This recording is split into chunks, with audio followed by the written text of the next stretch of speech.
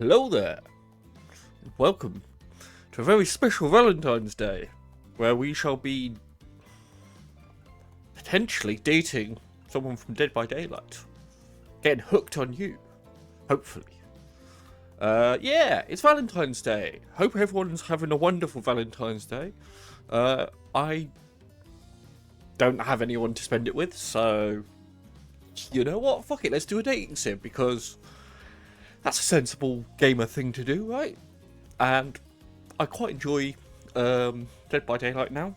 Took me a long time to get there, but I do actually enjoy it now. And although I haven't actually played it in a couple of weeks, might actually end up playing some after this. I haven't decided yet, or if I'll just end after beating this, because it doesn't seem like it's a particularly long game from what I've seen. I don't know that much about actually playing it. I'm already slightly obsessed with Huntress there, because why the fuck not? But you know, we'll see how it goes. I don't know if you can just date one person specifically, or if you can date multiple people at the same time, or what.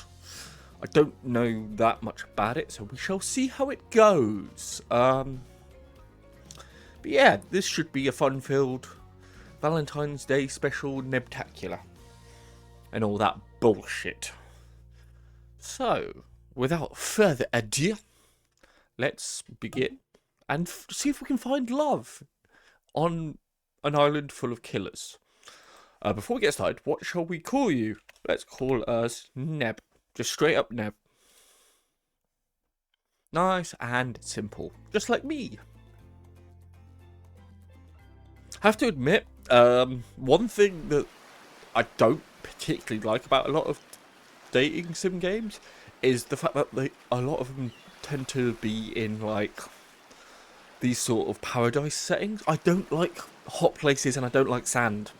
You would not find me here.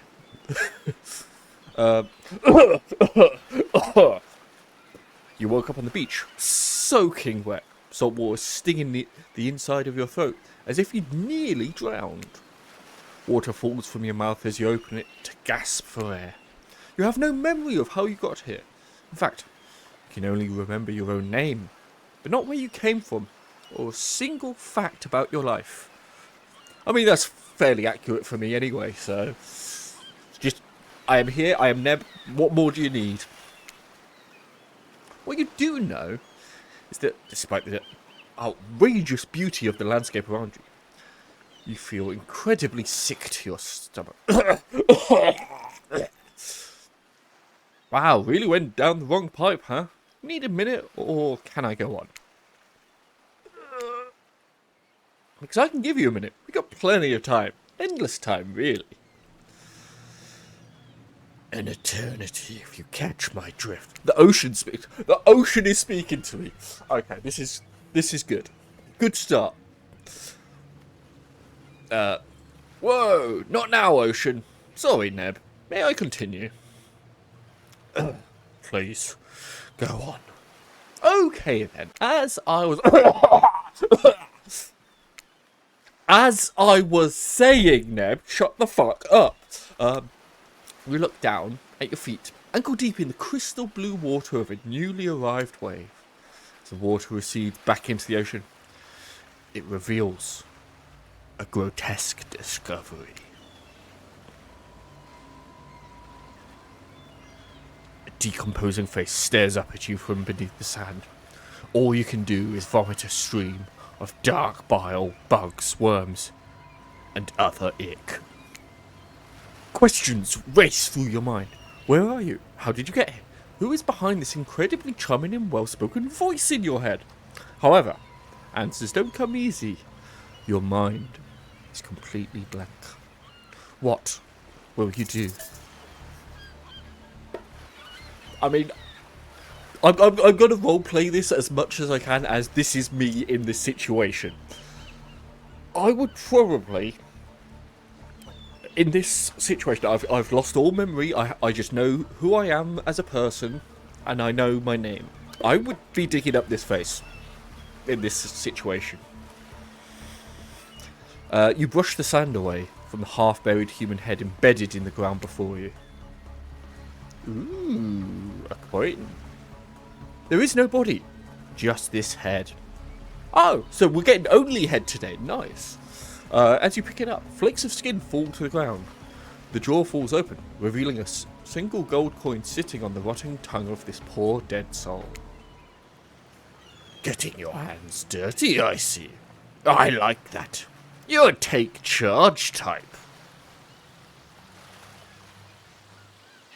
You examine the gold coin briefly, happily distracted from what has otherwise been an extremely confusing morning. The sun beats down on you, drying your clothes. You check your pockets, but they're empty. Plenty of room for a gold coin, you suppose, and so you deposit it. Why, that's a nice coin you've got there. What if you were to spend it right now? If I'm hearing this voice in my head that said I can spend the coin right this second, I would probably question the voice and probably say no. Ew, a nerd! Hey Foxy, how's it going? No thanks. No thanks. I'm good. Look, I'm gonna level with you. The coin you found, it's it's mine. I dropped it yesterday, and I've been looking all over for it. Thank you, Foxy. Let's go do those squats now.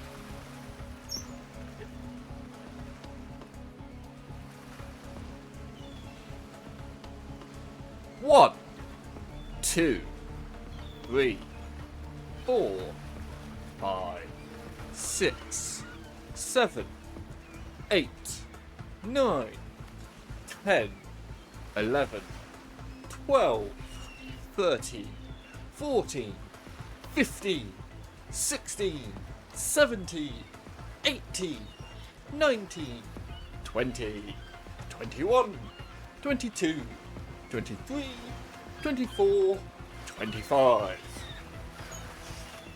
First squats of the day.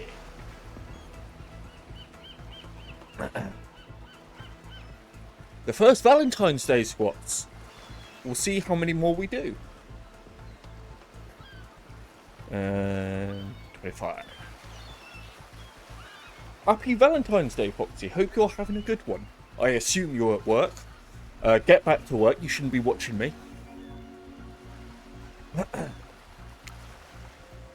Dropped it. Into a dead person's mouth. X to doubt. Did you just give it back? No. Be that way then. Your mind doesn't have a chance to linger any longer on your current situation, as you feel something soft bump into your foot. You're on lunch? I figured you probably were.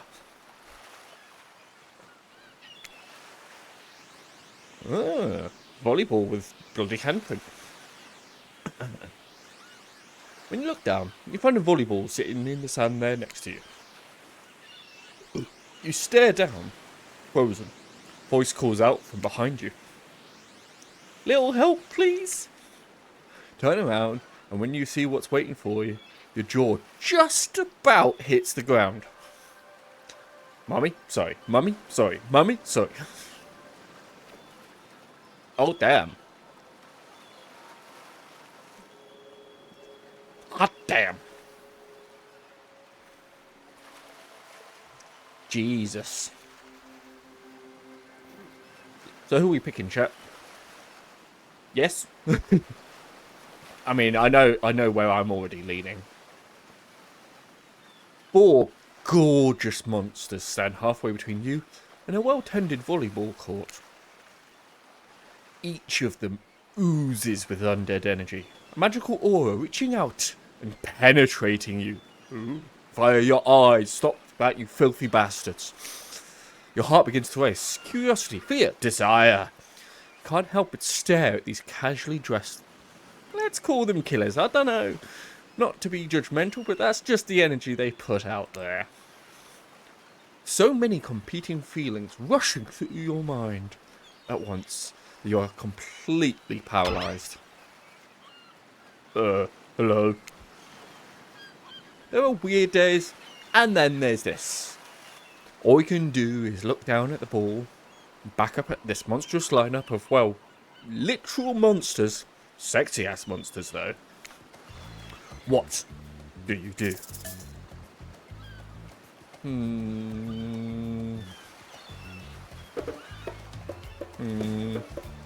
Oh, that's pretty cool. Having the bongos for the mousing over shit. Logically, I would toss it back. You bend down and grab the ball. It's warm from sitting in the sand on this beautiful day. When you give the ball a toss, it arcs beautifully through the air and lands right in Huntress's hands. Not bad, stranger. You planning on streaming long today? No. Or at least, there is no immediate plans to stream long today. My plan is to essentially beat this game, see how I feel. I might end up playing some DBD afterwards, or I might just end it there. I haven't fully decided yet. We'll see how I feel when I get to that point. But I know you're playing Phasmo later, and unfortunately, before you set that up, I actually have already made plans with another friend to play some games with, so I will not be joining you for that, unfortunately. I hope you have fun. Huntress's muscles ripple as she grips it in her hand. You look her up and down and consider what it might be like to be held tightly in those strong arms. Warm, perhaps. Maybe a little sway, but that's okay. It's natural. Try hard much? Blech. They're speaking directly to you, but you still can't bring yourself to reply. You're entranced. When you snap out of it, you realise that everyone has gone back to the volleyball court. Alone again, you look across the beach at these strange residents who casually bat a volleyball back and forth, happily ignoring your intrusion on their private beach. Should you be frightened, worried, excited? I did refer to them as killers, not to give too much away. But at the same time, damn, they are looking very appealing in their own way. And nobody so much as lifted a blood-soaked finger in your direction. Don't be scared, Neb. You are made for this. Well, geez, if the spooky ocean voice says not to be scared, I'm sure it's all going to work out. With no good reason not to, you decide to head over and see what happens next. Yeah, that feels like something I would do. Seems like you've derailed the volleyball game just by showing up. You derail the game just by showing up, nitwit. I guess you're also a nitwit. Look, best to just go with what Trapper says when he says it. That's a policy I hold for pretty much anyone who always seems to have fresh blood on their hands. Hey, don't worry about it. It's all just a game. Existence, that is. Besides, you seem a lot more interested than a silly game.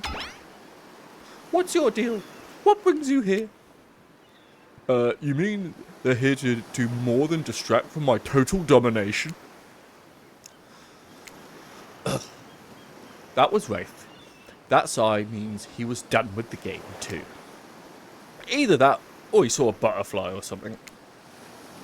Look, I don't care why this slack-jawed moron is here. I just want to know, can I kill them or not? You know you can't. At least, not yet. Oh, not yet. Hey, Neb, you might want to, say something. Actually, never mind. There'll be plenty of time for that soon enough. Right now, this group has some questions for you. But be warned, answer quickly and answer well. This is a timed quiz and it will be very important later. Oh, shit. Okay. Very important. Oh, not important in any way whatsoever. Probably that one. I can't remember. How attractive would you say you are? Very. I'd say I'm very attractive. That's what you think very attractive is compared to this? Trapper flexes and his muscles are so tight that you can practically see the blood running through his veins. If you could have any superpower, what would it be? Invisibility. Invisibility. Same. Although sometimes I think I already am. What was your best subject in school? Weirdly, math. Probably math. I was really good at maths in school. I never studied for maths at school, and I did actually surprisingly well. It was quite funny. It's the only thing that makes sense when you think about it. What's your favourite animal? Cat. Definitely a cat. What? Why is everyone looking at me? You just think because I'm the typical cute goth girl, I have some specific love of all things cat, and more specifically black cats? Well, I do, but you can all go to hell anyway. Jeez, these voices. You're welcome. You're welcome. I am top tier voice actor. What's your favourite colour? Those colours, blood red. Red. Some call it the colour of love, but love is just another word for pain. What's your dream job? Not working at all. If we get to do what we really want, why work at all? It takes a lot of courage to break free from society's expectations to climb the ladder. Only she could spin laziness into some kind of grand crusade. These damn millennials. Hey, fuck you! There's nothing wrong with being a millennial. Best flavour of ice cream. Chocolate. Easy. My favourite flavour is pain. Same. Same here. Mine is vanilla. Swirled with pain.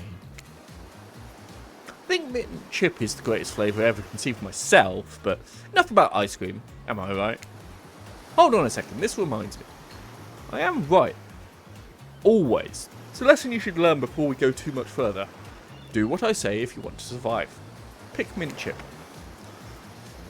We're teaching lessons now, narrator. You rascal. Kill or be killed is the rule on this island. Even for faceless voices. Tell me, what's the best flavour of ice cream? Mint chip. Best flavour is mint chip. So obedient. I think you're gonna do just fine. Anywho, now that they know so much about you, I'm sure the group wants you to start getting to know them. I'm Trapper. I pretty much run things around here. I'm the smartest, richest, strongest person on this whole island. I don't like losers. If you want to know what a loser is, say hello to Wraith. Hi, I'm Wraith. I'm nothing like everyone else. I like nice people and loathe big dumb idiots. Hey, what's up? I'm Spirit. I don't like most things. I don't really hate most things either. It's not worth my time. But the things I do hate, I really hate, you know? Based on my personal observations, life is nothing but suffering. Society is a carefully calculated lie to keep everyone subservient to those in power. Better choose to just not take part. Jeez, it's like she was downright murdered by society. She hates it so much. Oh no, wait, I'm remembering Spirit's story now, and that's almost exactly what happened. Hey, I'm I need to get a better huntress voice. I need to get a better instead of just doing basic bitch girl voice. Hey. No. Hey. Hey. I'm Huntress. Don't let these bummers get... No. That's just Trapper. The thing is, I'm not good at different voices. I have like 3 voices I do.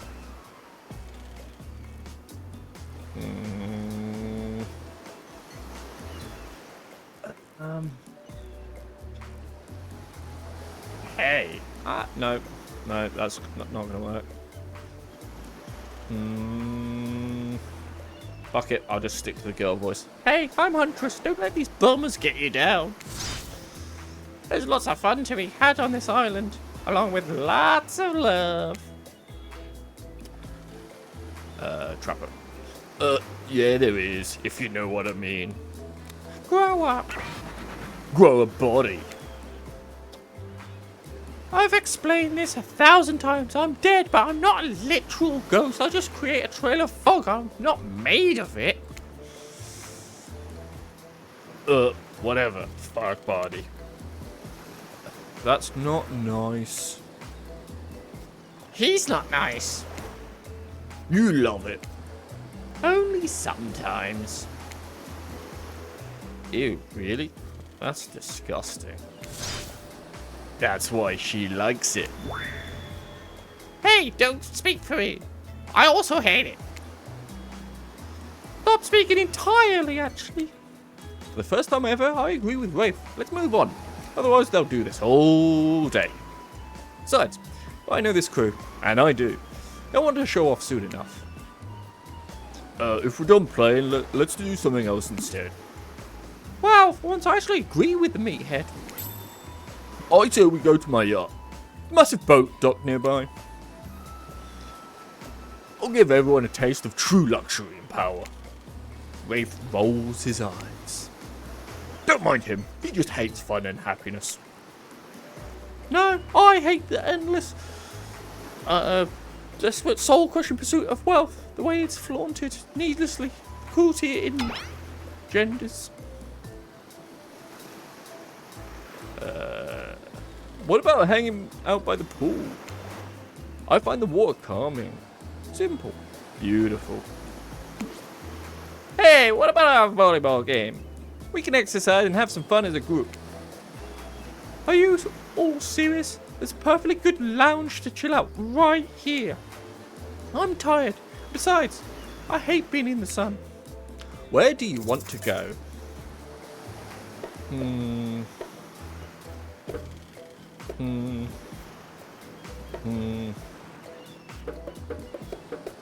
I already forgot who said what. Their way of looking at the log. No. What's this do? How to travel? Wait, is it literally in order? I think. Great. Relax for a second at the lounge. To kick up your feet, look out of the ocean and relax on your own terms. Who would want anything else? Dry, comfortable, enjoying a cool drink on a hot day? It's the best. I mean, what kind of fool, what kind of monster, what kind of mask-wearing psychopath would finally be granted a break from the constant grind of chasing and fighting to get ahead, and then choose to exert themselves in, quite frankly, any way whatsoever? Why am I the only one who gets it? It's time to stop living by their rules. I won't do it any longer. Yeah, we should probably give her a second to calm down. Hold on. For just one moment. This is Dwight and Claudette, our activities coordinators. They're also the cooks, waiters, bartenders, janitors, and every other job. They're the only help remaining on the island. This place we call Murderous Island. New dramatic musical flourish. Dun dun dun! Oh, she did fucking. None of the others survived. Survived the interview process, I mean. Hence why we shall heretofore refer to them as survivors, with a capital S. Nothing to do with the video game Dead by Daylight or anything. No. The fact that this is actually made by the same people and is an official dating sim game, but no. These two have worked here a long time. So very long, I don't actually know how long it's been. Right, anyway, I should probably let Dwight and Claudette do their mandated jobs. They sure look happy, but they're vibrating with a nervous energy. They're starting to give me the creeps. We will now escort the group to the venue of your choosing. However, in the future we recommend waiting for us to present you with your options whenever possible, and don't just run off to various activities unsupervised. We don't have much autonomy around here. The least you could do is allow us to do our job. The most you could do is help us get off this up. Dwight. Yes, pardon. Please follow us. Hey, narrator? Yes, something I can help you with? Those two, Claudette and Dwight, did they just start to mention something about wanting to escape? Is escape an option? Should I be trying to escape? Escape them? Oh, no. I think you're mistaken. Seemed like Dwight was asking for help to get off this island, though. Oh, right. That, yes, that's true, he was. But he just meant that he wants to get to the other vacation island getaway. A couple miles south of here. Has much fancier accommodations than this island. It's one of those big corporate outfits, quite exclusive, where all the famous celebrities hang out. Very luxurious. Doesn't quite have the same charm that this island has, though. Trust me, you wouldn't want to go there. With all that money comes a lot of restrictions. This is where you belong. Now, off you go. It's time for an activity. On this island, your decisions matter. Mostly. When I agree with you. Not like that other island. Well, I'm going to create my own island. With blackjack and hookers. You know what? Forget the island. So, what it'll be? That one.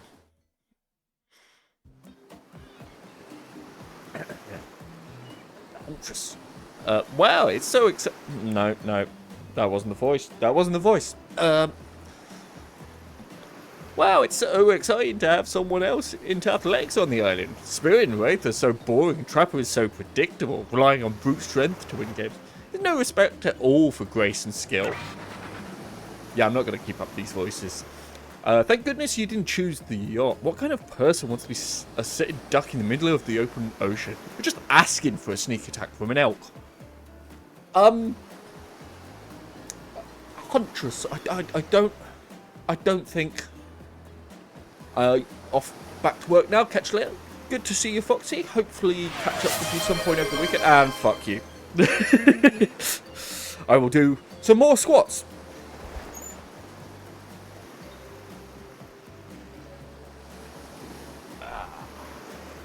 One, 2, 3, 4, 5, 6, 7, 8, 9, 10, 11, 12, 13, 14, 15, 16, 17, 18, 19, 20, 21, 22, 23, 24, 25.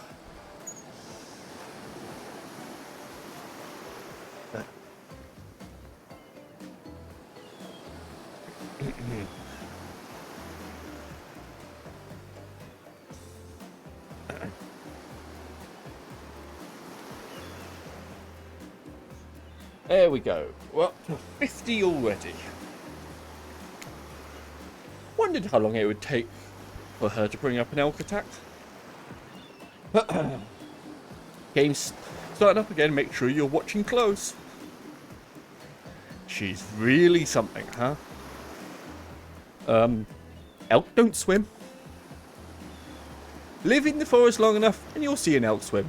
Believe you me. Here for me, cute stuff. I mean, quite happily.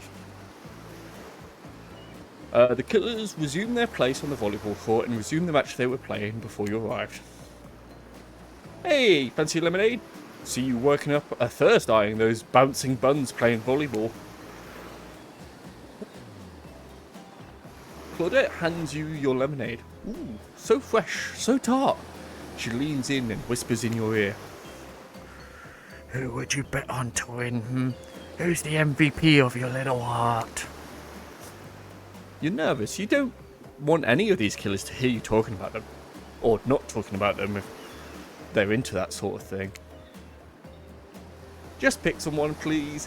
Not like we've got all day, night, week, month, year, lifetime, eternity or anything. Who put sand in this guy's shorts? Sheesh.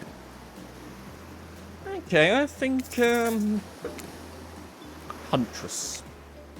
Oh, shoot. Huntress overheard you. Ah, you got your eye on me. I'm flattered that you think I'm good, but honestly, I'm a little annoyed that I've been so flashy with my moves. Usually I'm so sneaky that you can barely see me at all. Huntress is totally kicking my butt. Correct answer. I'm allowed to support the other people on the island, right? Oh, jeez. I have no idea what the rules are here. Are there any rules? I should have stayed in my secret Larry. My secret Larry. Wow, what a game. It's a tie. Can there even be a tie in volleyball? No one knows since this is everyone's first time playing. These killers don't usually have time for team sports amid their busy schedule of brutally tearing survivors to shreds. Hey, is Claudette crying? You okay, Claudette? Probably just shedding a tear for her lost fellow survivors. You know, this resort had 4 employees when it opened. It's nothing. I'm totally fine. Whatever you say, boss. Oh look! Killers have dispersed and are cooling down in their own way. Spirit is reading a novel. Trapper is stretching essentially in between chainsaw curls. Wraith is standing on the beach, desperately hoping that the sand will swallow him up, and Huntress is doing some target practice with her bloodied hatchet. You feel a nudge. Dwight is looking at you expectantly. You should really make a move. Life is short. You could get snuffed out at any time of the day. Carp diem. Carp PM. Carp now. Go ahead. Chat one of them up. So, which killer has caught your eye? Huntress. You head over to Huntress. After all, this whole sporty hangout thing was her idea. Might as well see how she's doing. You were really great out there. Where'd you learn to move like that? Whose moves? My moves? These moves? They're nothing. Huntress blushes a bit from beneath her mask. It's cute on cute if you ask me. Sometimes you've got to look past some bloodstains. A lot of men have run for their lives in my presence.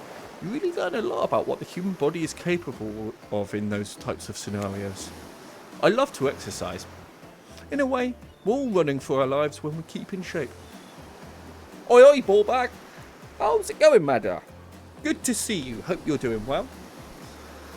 On this wonderful Valentine's Day, we are slowly trying to chat up Huntress. It's going very well so far. I'm not dead, so that's always a good sign. Cramp hurts and I want to die. How's dating killers go? It's going. Like I say, we haven't been going long, but we're not dead, which is a bonus. Thank you for the lurk, Abra. So yeah, I didn't realise how little of the killers were in this game. There's only 4. But I guess that kind of makes sense for a dating sim game. But yeah, I'm enjoying it so far. We found a skull with a coin in it, and we saw them playing volleyball, and that's about as far as we've really seen. Guess I've never thought of fitness that way. Maybe it's time to start. You never know who is coming for you. Who would rush as fast as they can, propelled forward by hunger, desperation, or just plain old boredom. Doesn't seem like boredom is going to be your problem, surrounded by all of these characters. Survival, on the other hand, you're going to need to compensate for your lack of killer instinct. What's your style? Ooh.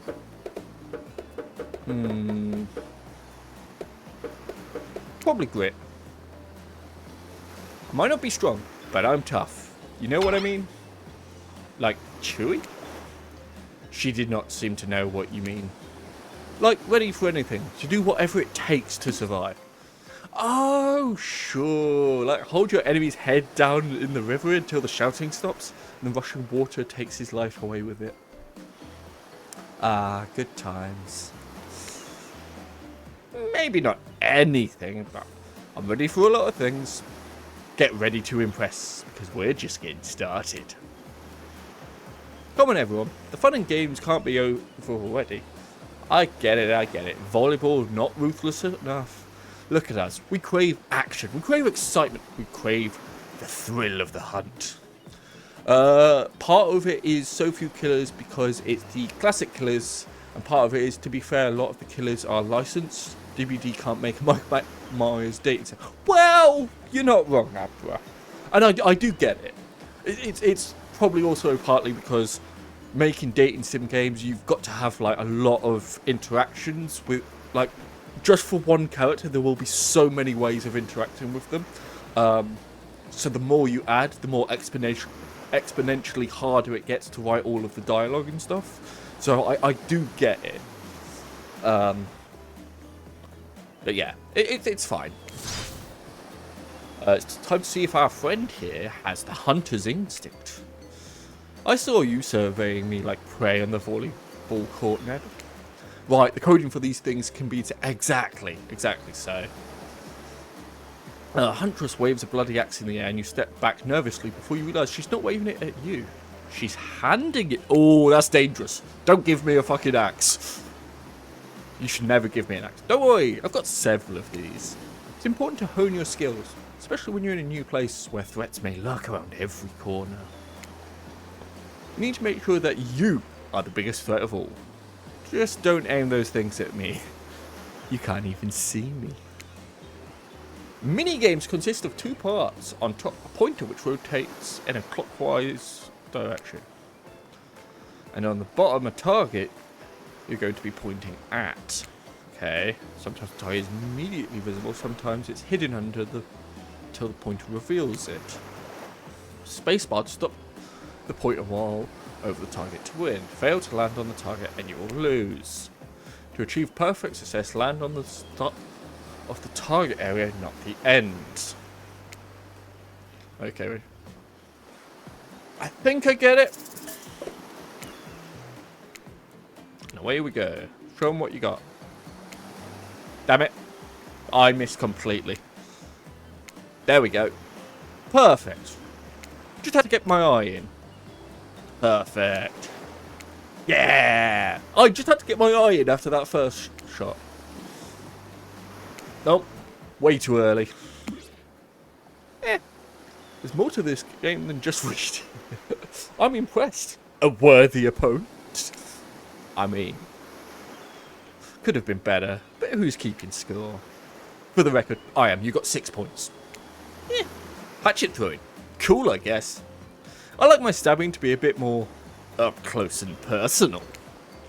Somewhere loud horn blows and the survivors snap into action. Time's up. You heard him. Get to the next activity. Ooh, the next activity, eh? Seems like the next activity is mealtime? How quaint. You're expecting what? Capture the flag? Do you know how complicated it is to run a game like that? Much more so than sitting and talking. You arrive at the cookout area to find an assortment of picnic tables scattered around. What were you expecting? Some kind of grand hall with a huge banquet table? This ain't some prestigious fantasy epic like you'd find on cable. Dwight and Claudette usher you to your seat. There's very limited seating directly around you. And great. Terrific! It seems that everyone wants to sit next to you. Even better is that they don't want to sit next to certain other people. To start, no one wants to sit next to the Trapper. Meanwhile, he refuses to sit next to Wraith or Trickster. Yeah, Trickster is here, surprised.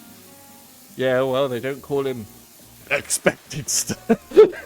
Fuck's sakes. I'm sorry, even I get nervous around crowds of killers. And my whole shtick gets a little flustered.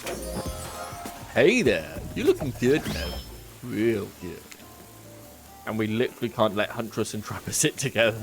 No, seriously, their arms are too big. They can't fit on the table if they sit side by side. Oh yeah, he doesn't have nipples. Huh. Do any of them have nipples? Look at this, we can't fit everyone on screen at the same time. You probably think it was an error, but it's not. It was completely intentional. Let that be a lesson to you. Every error you think you see is a choice. Got that? Okay, Dwight and Claudette are directing traffic. You sit on one side, the rest of them will sit opposite you. Huntress and Trapper can sit at the ends with their enormous sexy arms. Now that everyone is seated, we can begin dinner. Tonight's meal was prepared slowly and carefully, both love and hate, for 12 hours over a spit. Everyone else is covered enough so it's not obvious? Yeah. We hope you all enjoy. We really, really hope you do. Hey, You didn't actually tell us what you're serving. What are we eating? It's meat. Seasoned with a specific number of special herbs and spices that we simply can't divulge. Are we having KFC? Dude, that's like my favourite meal. Meat is good. Meat is no. Meat is murder. Oh no. Meat is murder. Which you'd know considering what you've been up to. Who are you to get judgy now? I'm just sharing facts. You need to murder something to eat its meat, so that's like technically true. Technically true is the best kind of true. Okay, enough yapping. Let's eat. Hey Nev, you're thinking what I'm thinking. There's got to be a person on that spit, right? Or several parts of overlapping people, perhaps. I haven't seen many pigs wearing palm tree button-down prints, you know? When you look closely at the spit, you spot what definitely appears to be scraps of fabric sandwiched between some layers of meat. I think I might be sick. Is there anything else to eat? This took 12 hours, and we do literally everything on the island. Actually, there's one thing you're not doing today. You're not carving up this delectable meal. Wow, he's right for a change, because I am, with my broad axe, the perfect tool for easily chopping anything in twain. First, who says twain? Sometimes I swear it's like we're all from completely different historical eras. Second, I'll handle this with my cleaver. Fast, powerful, and clean. At least, clean when the meat is cooked. No blood.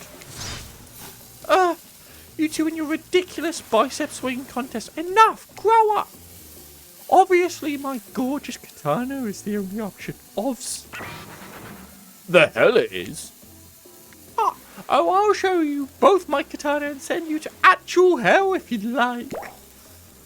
Ugh, please stop, please. I hate when we fight. Or talk. Or even when we look at each other in the eye. I can do it. I have the skull of Azeroth. Great. Instead of slicing it up, you can club it to a second death. Hey, Neb. No, this isn't what you want to eat, but, hurry up and volunteer to carve up dinner. Otherwise, this will go on for hours. No hyperbole. They once argued over who had the most effective weapons for 72 hours straight. And it doesn't matter which one does it. When they're done, they will take even longer cleaning their weapon. All while explaining the value in maintaining your tools. Despite being a bunch of cold-blooded killers, for some reason, they're always terrified of tetanus. Hey, why don't you just let me carve up, dinner? Splendid idea! We'd hate for it to get cold. He hated it. Hated when it got cold. Here's a machete, freshly sharpened. It's the same thing as before. Okay, yeah. Okay, no, I got it. And away we go. Perfect. And up. Perfect. And up. Ooh. Not bad. Up. Perfect. And up. Ah, not bad. That was better than before. That was pretty good. I'd like to see what you could do with a less clumsy weapon. Yeah, I said it. Machetes are dumb. Dinner is finally served. For real. The sounds, especially coming from the masked killers while they eat, which involves lifting their masks and shoving food up behind them, are nasty. Spirit, meanwhile, doesn't even eat. She's the only one who seems to really be embracing being dead. They're all dead, right? This is obviously hell. I mean, oh, come on. We're still trying to be mysterious here. You think mystery comes easy? Claudette and Dwight aren't the only ones who've been working their asses off to make this night perfect. Well, at least they're lifting their mask. This is only 99% as disgusting as it could be if they just tried to mash through there. I mean, that would be an interesting one, yeah. Spirit, why aren't you hungry? The two best things about being dead are not having to eat. That's only one thing. Think about it, Neb. Number 2? Sorry. Think about it, Neb. Number 2. There is no number 2. One less thing to think about in the afterlife. Even if I wanted to eat, I have no idea what would actually follow. You might have noticed, but I'm actually just a bunch of dismembered body parts floating in a spectral form. Do you see how deep this cut on my abdomen is? I don't think my digestive tract connects anymore. Between the food and the behaviour of this group, this might be the worst meal in history. I can imagine worse. Doesn't sound that bad. But even worse is they're staring at you. You're not eating. They don't like that. I think they want an explanation why. What do you want to tell them? I mean, I know what I would say, and it's very on theme for me, so let's go with that. Wow! You ever see a seagull that big? I haven't. That's incredible. Anyway, what were we talking about? Lame misdirect. Yeah, she's right, Neb. Pretty lame. Own who you are. Never compromise. Didn't you wash up on this island with no memory of who you are and how you got here? Oh, yes, you did. Poor thing. You have no idea the last time you ate a real meal, and you've been standing in the sun. But the seagull. Uh-oh. He just made a lot of good points. I swear. You're beginning to feel lightheaded. It waved at me. Maybe you need to eat to survive here. Either that or someone has How has someone poisoned me if I haven't eaten anything?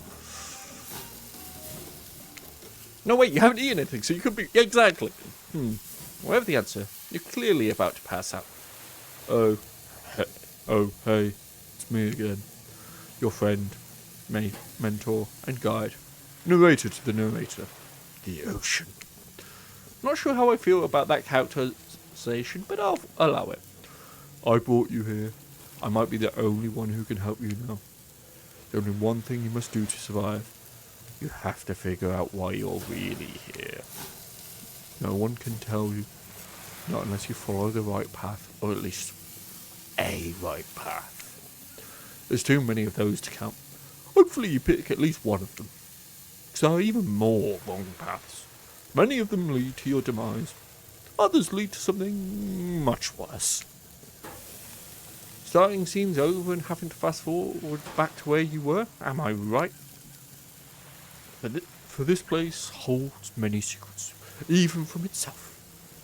But the one that truly matters can only be learned to answer the most important question.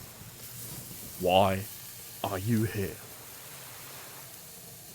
Fuck a killer. Why are you here? Answer that, and you'll learn the truth. The ultimate truth. Vague. Mysterious. Gotta give it up to this ocean character. That's some quality early game storytelling. Hold on, I'm back. One more piece of advice. You've made many choices by now. Some of them I liked, some of them I did not. It's in your best interest to make more choices that I like. Could you give me a hint of what you don't like? You wake up to find Huntress holding your limp body, gingerly pouring cool water into your mouth. Oh, good, you're okay. Sometimes when I try and care for people, they have a way of ending up less alive than when I started.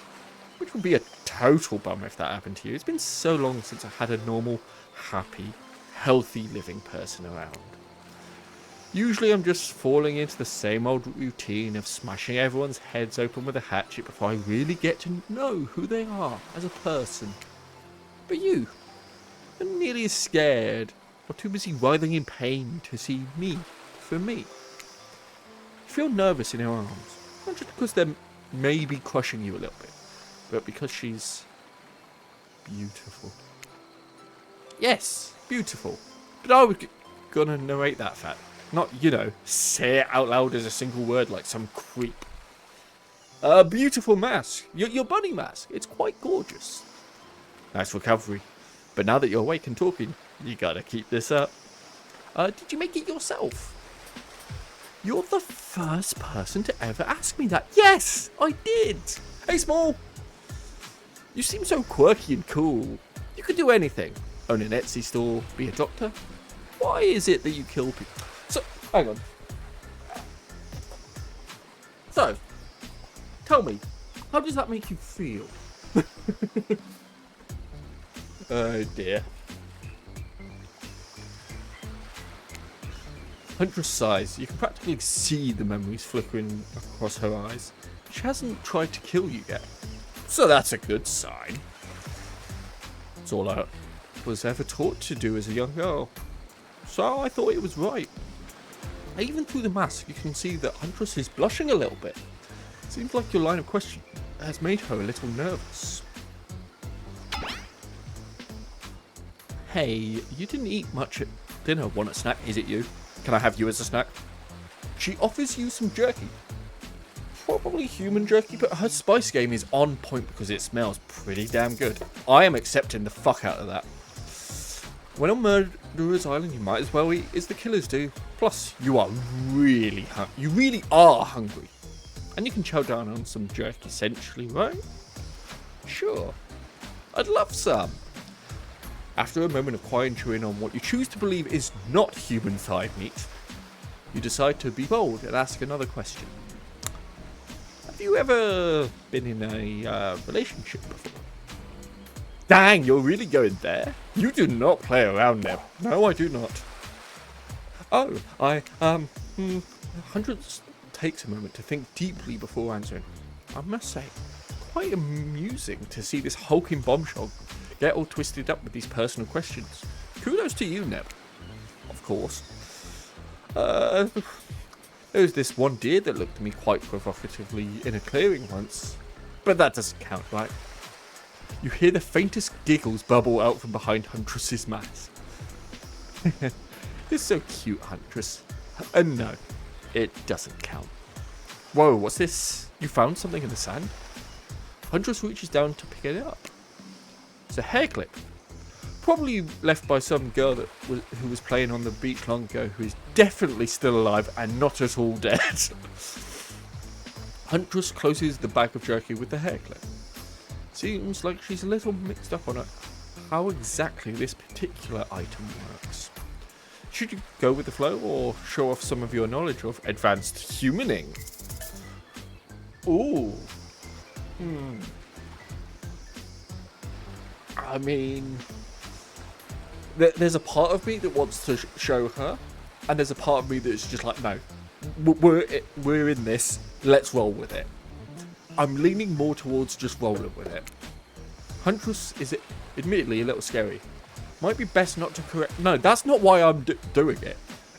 It's more fun to go with the flow. What if she got upset? She could probably kill you with nothing more than the very clip itself wielded as a blade in her nimble finger. No, that's not why.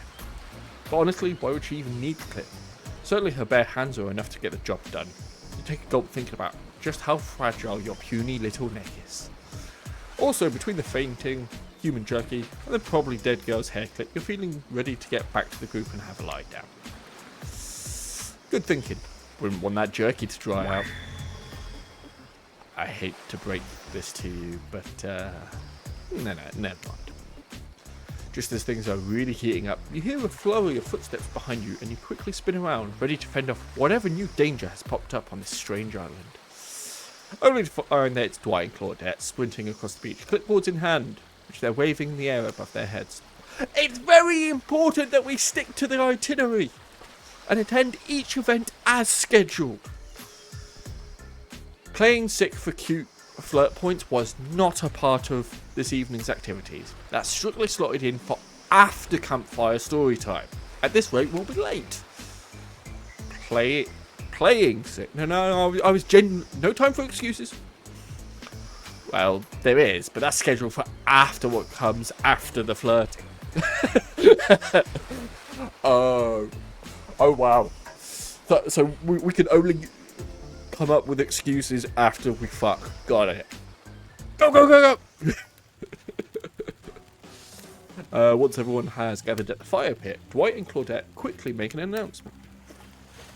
We're not going to blame anyone in particular, but someone, and we're not going to say who, so don't worry, you. hasn't been sticking to the schedule. That means that we're behind on time for evening activities. We'll only have time for one person to share their special spooky nighttime story. Oh, just one story. Story time is my favourite activity. This is a narrative-heavy experience. You're telling us that only one person gets to share? How will we decide who? Oh great, we have to decide as a group. That never goes well. Whoever did this, step up now. I swear I won't be angry. I'll merely chop your head clean off. No fuss, no muss. Voice trembling, you realise this is probably it for you, but you embrace your fate. Sorry everyone, I think they're talking about me. To be honest, I still don't understand how this whole schedule thing works.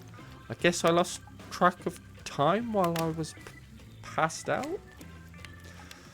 Been there before. Even though it's taken some pressure off of me, which is an absolute dream come true. Really fair to pick on the newbie. Seriously, has anything ever happened on schedule? Even once? Damn it, Donald! If you try to flex that authority gimmick one more time, so help me, I'll snap your head off so quick, then I'll drown you in his blood, Cynthia. Fuss and muss are back on. You two know I love to hack, slash, and slice. We all know you love to kill. It's almost all you talk about. Nobody named any name. Who even knows any names? Not us. I renounce my name. Who's Donald? Who's Dwight? Who even knows anyone? Call me Nobody. What? They actually changed his name to Nobody. That's awesome. But we still got to get started on story time, so... Neb, who do you think should go? Ah, damn it, that's her name. Please pick somebody quickly so that the tropical vacation doesn't turn into a blood... What if I want a bloodbath? I'm going huntress. I'm all in on huntress now. I choose huntress. Whoa, this entire experience is being carefully crafted to avoid an IP infringement lawsuit. Let's be careful with the catchphrases. Huntress steps up to tell her story. Campfire flickers in her faraway eyes. There is a village outside the deep and ominous redwood. No child dared step foot past the threshold of thick trees and brush that separated safety from the unknown. Grown men that ventured in often would never return, and the sounds that echoed out into the village were something inhuman. The women of the town told a story to the young children, hoping that it would be enough to dissuade them from curious exploration beyond the boundaries of the village. They told of a creature that lurked in the woods, half woman, half beast, singing like a siren. Haunting, beautiful, her voice the last relic of her humanity.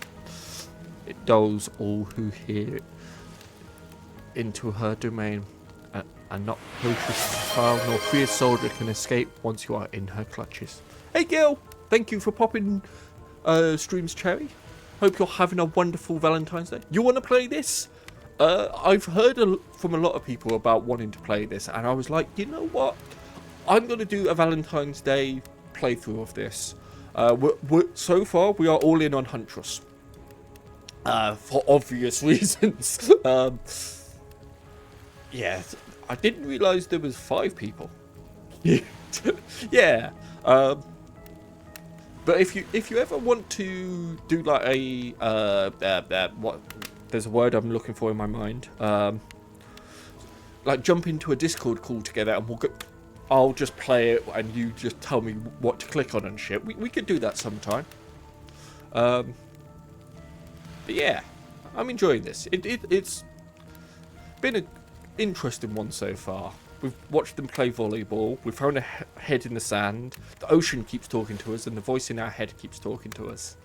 And now she's telling us a story over a campfire. Not all fierce soldier can escape once you're in her clutches.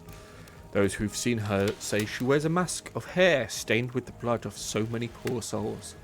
The hatchet she wields has been brought down brutally on the skull of many an unsuspecting hunter. So normal stuff, yes, 100% normal stuffs. The nightmare doesn't end there. For what's a hungry beast to do in frigid winters with nothing but hunter meat to live off of? It is said that the huntress, as the villagers called her, couldn't bring herself to kill the young girls she came across in the forest. Instead, they'd suffer an even worse fate. Longing for a child of her own, she'd bring them back to her secluded cabin to keep them safe. She'd wrap a tight cord of rope around their necks and fix them to the wall. That way, they'd be warm. That way, they'd be out of harm's way. The huntress would even bring the girls presents.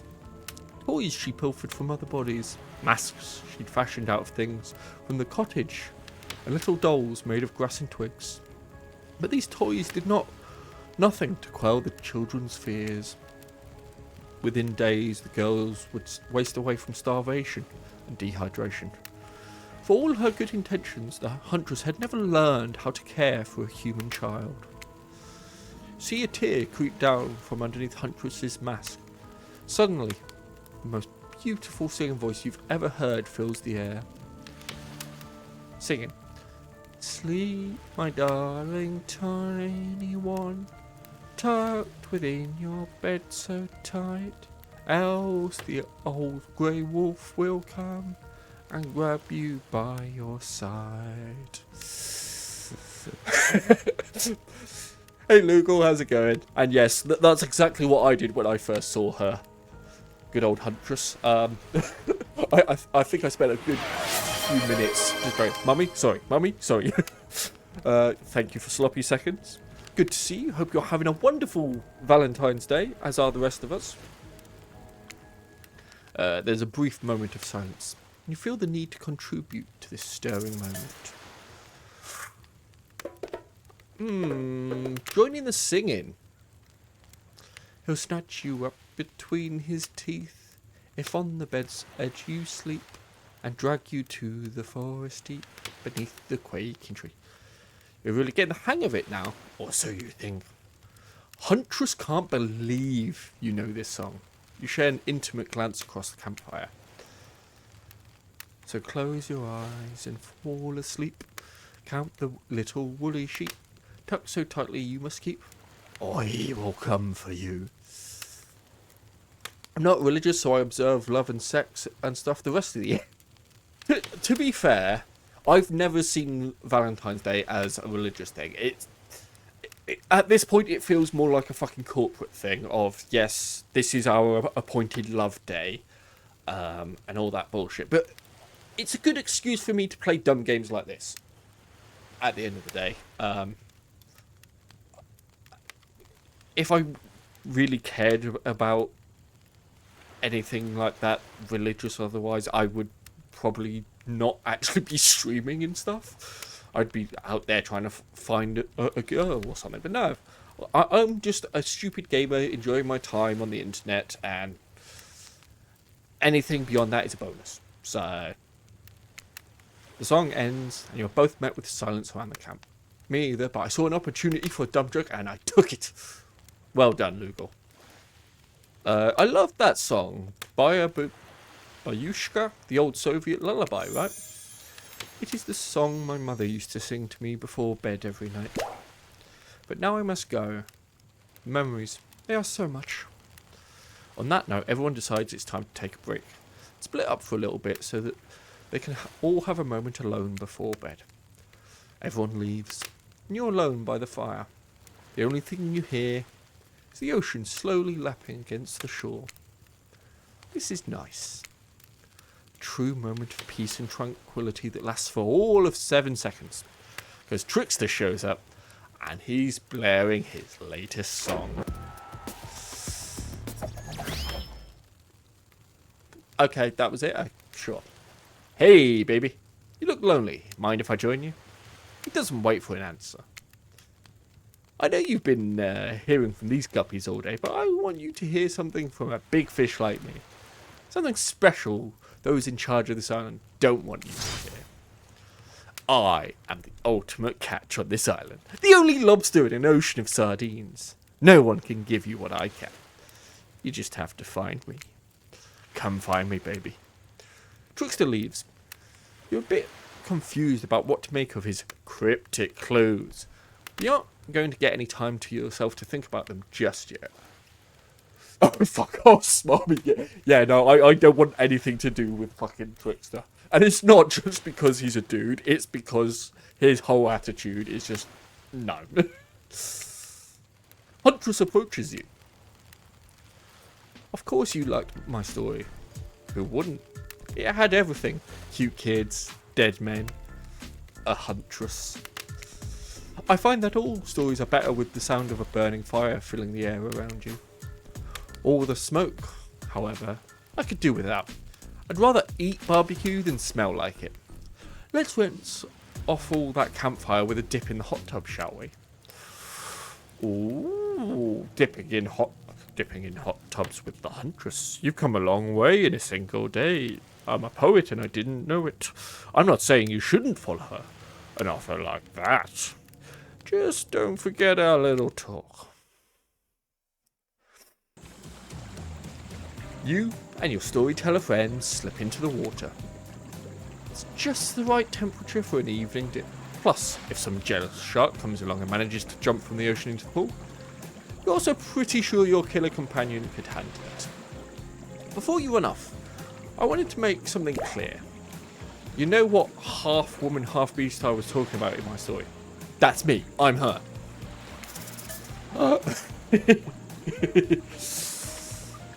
Yeah, I got that. Figured it out pretty quickly, actually.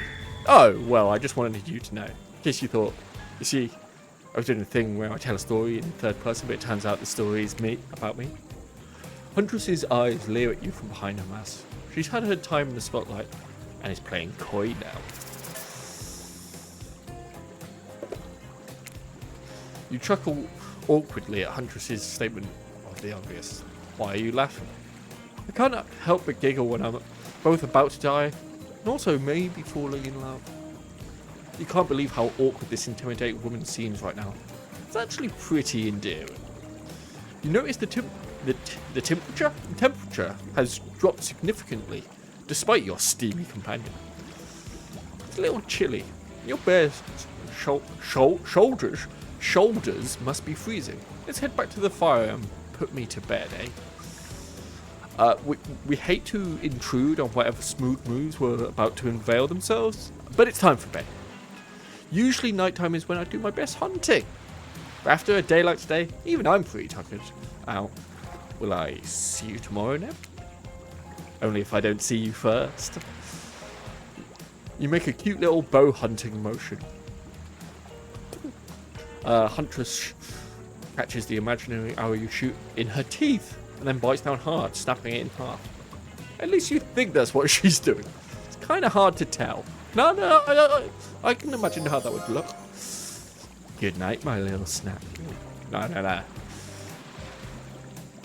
I'm sure that wasn't a reference to actually eating. I wouldn't be opposed either way. She can eat me however she wants.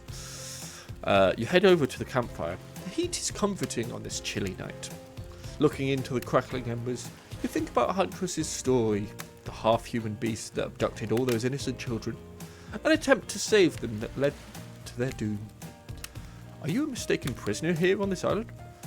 Is this your salvation? Or will it be your demise?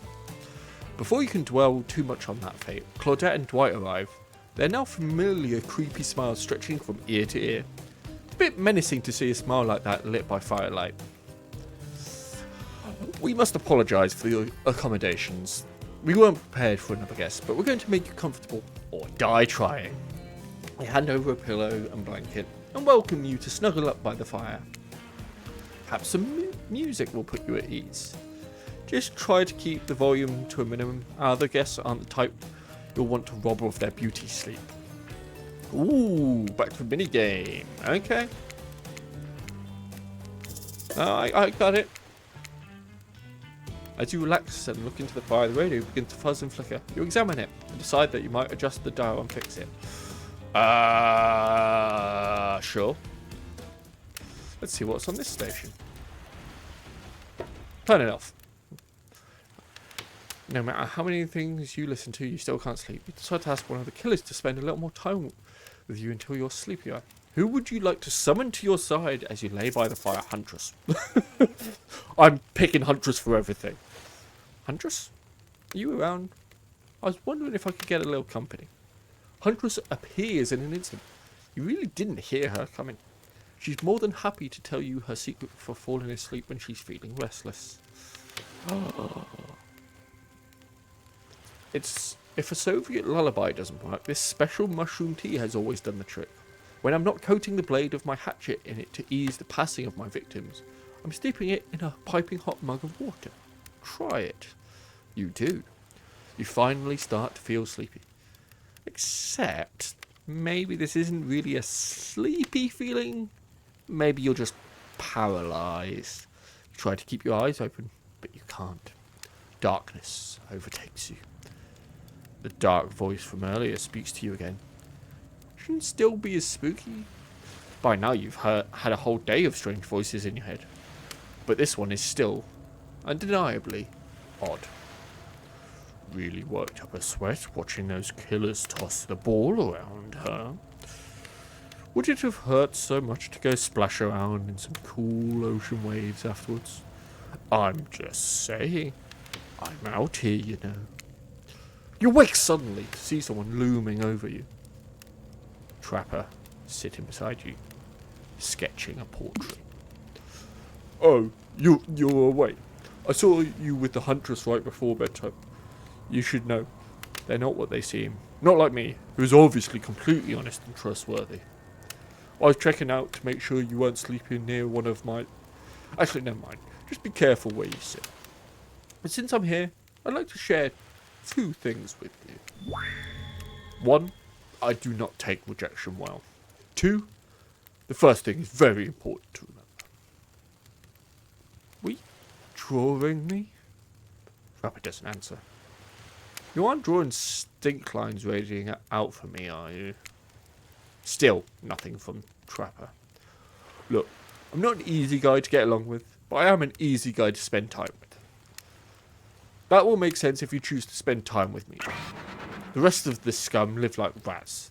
They wouldn't know a good time if I bit them on the ass. I mean that literally. Point is, if you select me in for a day of luxury, extravagance and fun, yes, I said fun. And if I don't pick you, remember what I said earlier, or it might be the last thing you ever forget. But hey, you look tired. Get some rest. Sleep. Maybe even sleep well if you can. Just try not to roll over to about 15 foot to your left. Finally alone. For real this time, maybe. You drift off to sleep again. Hopefully you're not poisoned.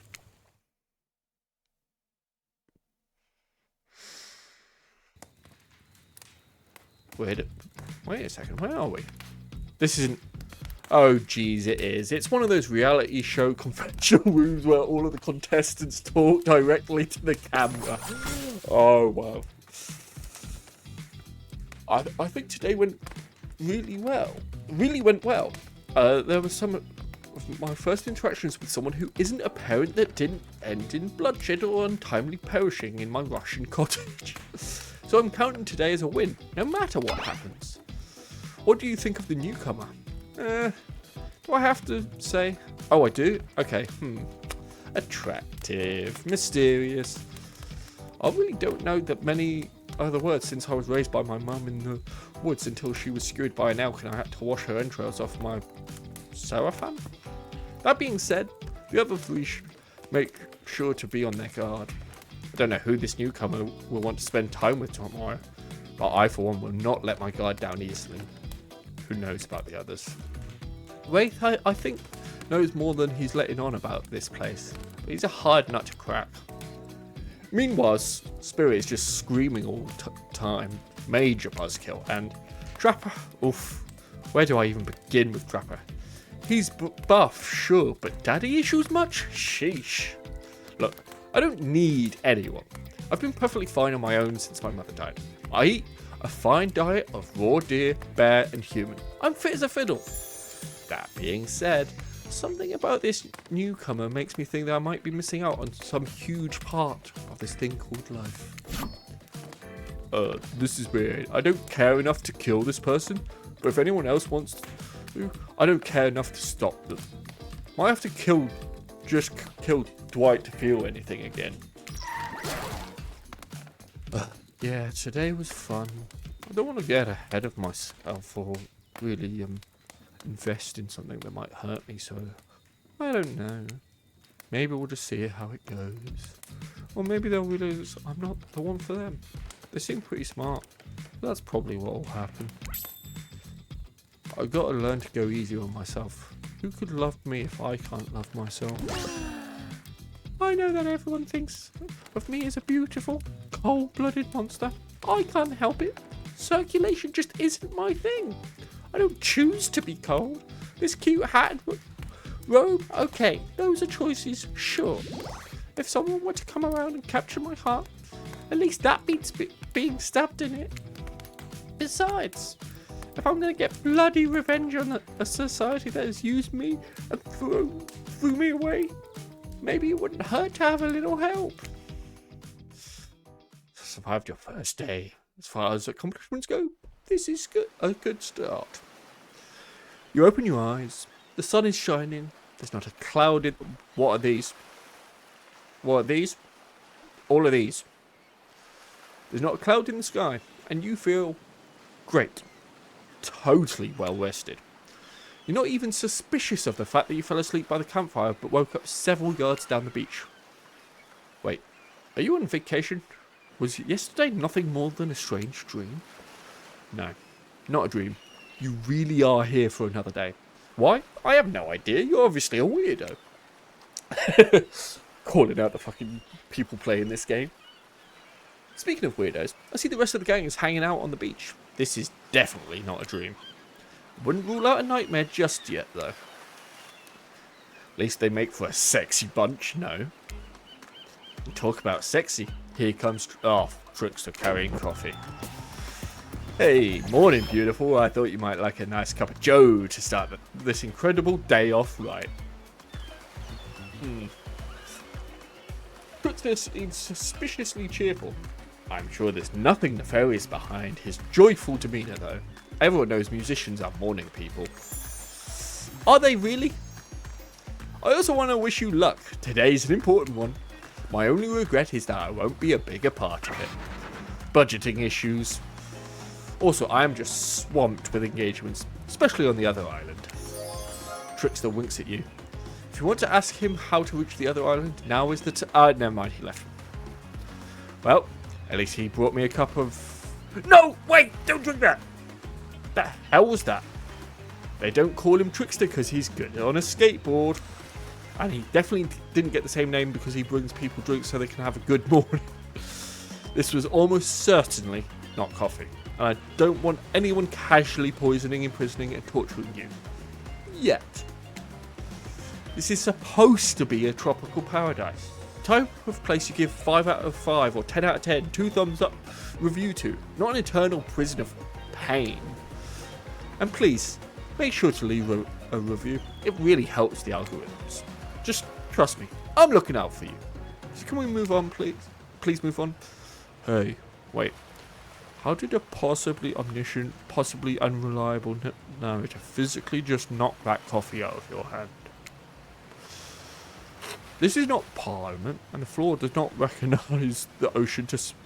This is not Parliament, and the floor does not recognise the ocean to speak out of turn at this moment. I need no recognition, for I am the ocean. I dominate the land. I submerge those who defy me, and become their watery grave. Actually, speaking of graves, I would like to say something. Something of grave importance. Fine, go ahead. Even if this place is an eternal prison of pain, I'm not saying it is. Even a place of extreme horror can still receive a 5 out of 5, 10 out of 10 thumbs up review. If it was crafted with love and or that's the type of thing you're into. You know, the ocean is right. A lot of hard work goes into a place like this. You should really judge it on the artist's intent. And whenever possible, start from the mindset of giving them the benefit of the doubt. Constructing these elaborate simulations, vacations, is not easy to do. Sometimes there are some small bugs or inconsistency, but that's just the nature of the process. Perfection is overrated. The universe is filled with mysteries. We ought to celebrate those who venture to bare their souls as part of a creative process with the ultimate intent of making things for our enjoyment. Not be overly critical of them. They're calling out the fucking people that fucking criticize games, and I kind of love the meta humor coming off here. Are you two trying to sell me on this place actually being good? Don't have to say it like that. Especially after I saved you from that poorly made cup of coffee. Sorry, we should have been here 5 minutes ago. They always do this on the second morning. Sad, really. Even if they do make some great points. Oh, sure, they make great points, I agree. Can we please move on? Yes, of course. Apologies, Neb. The last few minutes aside, have you been enjoying your time here on the island?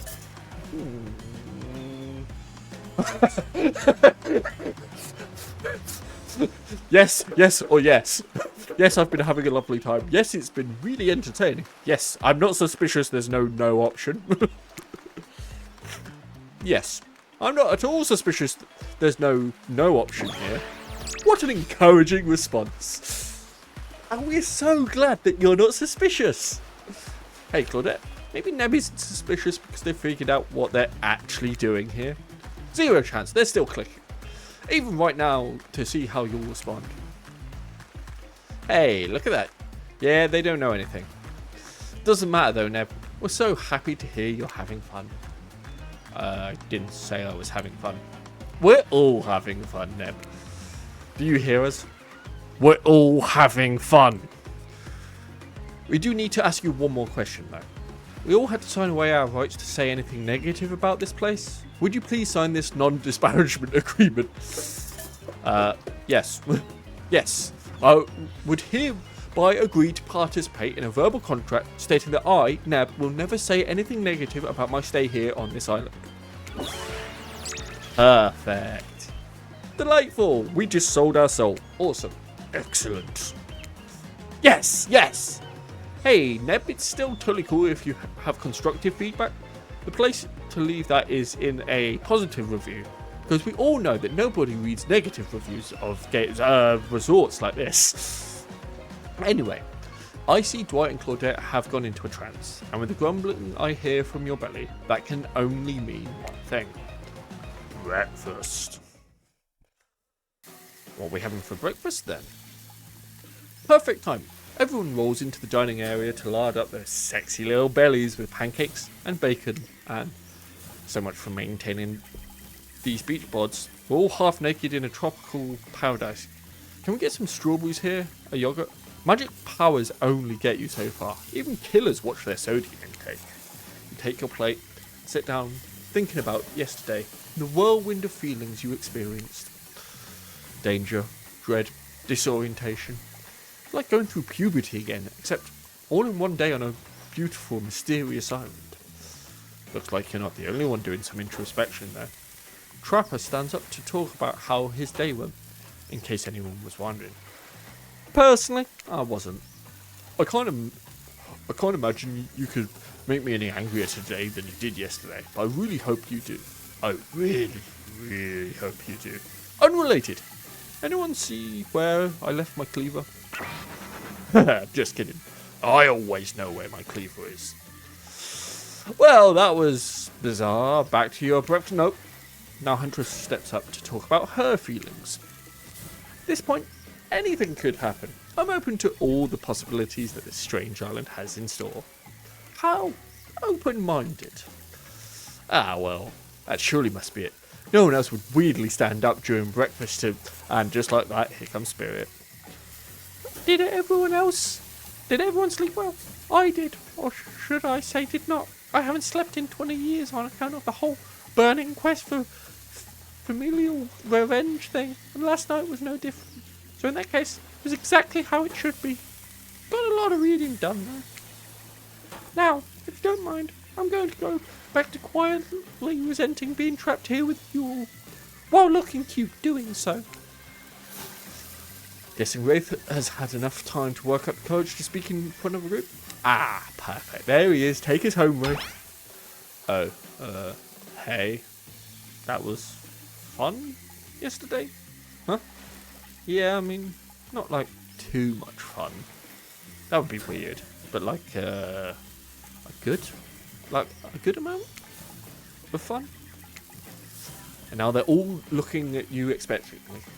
Wait, are you supposed to stand up and explain how yesterday made you feel? I think I need to process everything myself. I'll see you all soon. Damn, what a power play.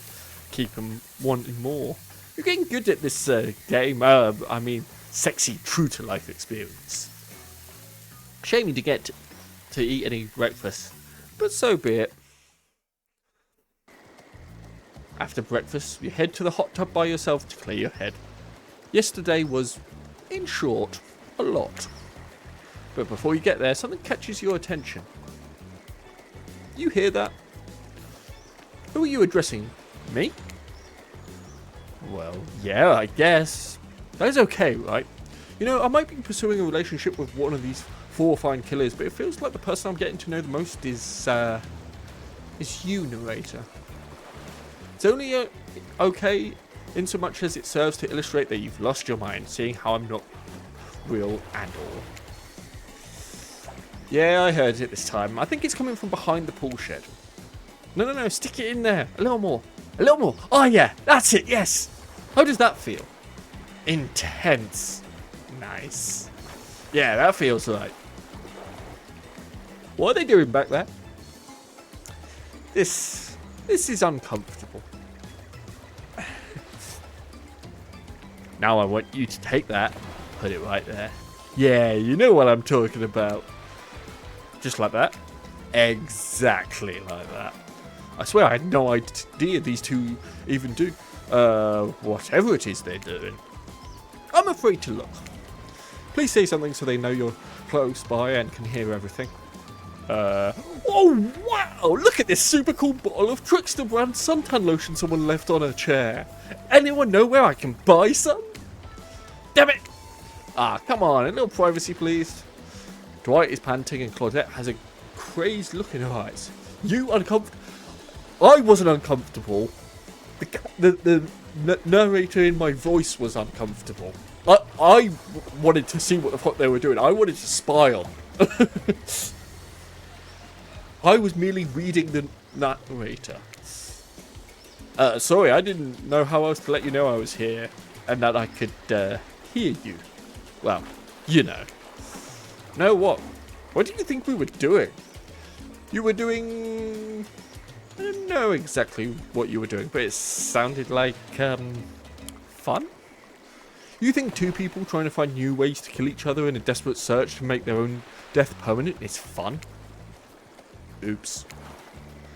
We get 5 minutes to ourselves every day, and we spend it hoping if we stab each other in just the right spot, we won't get resurrected.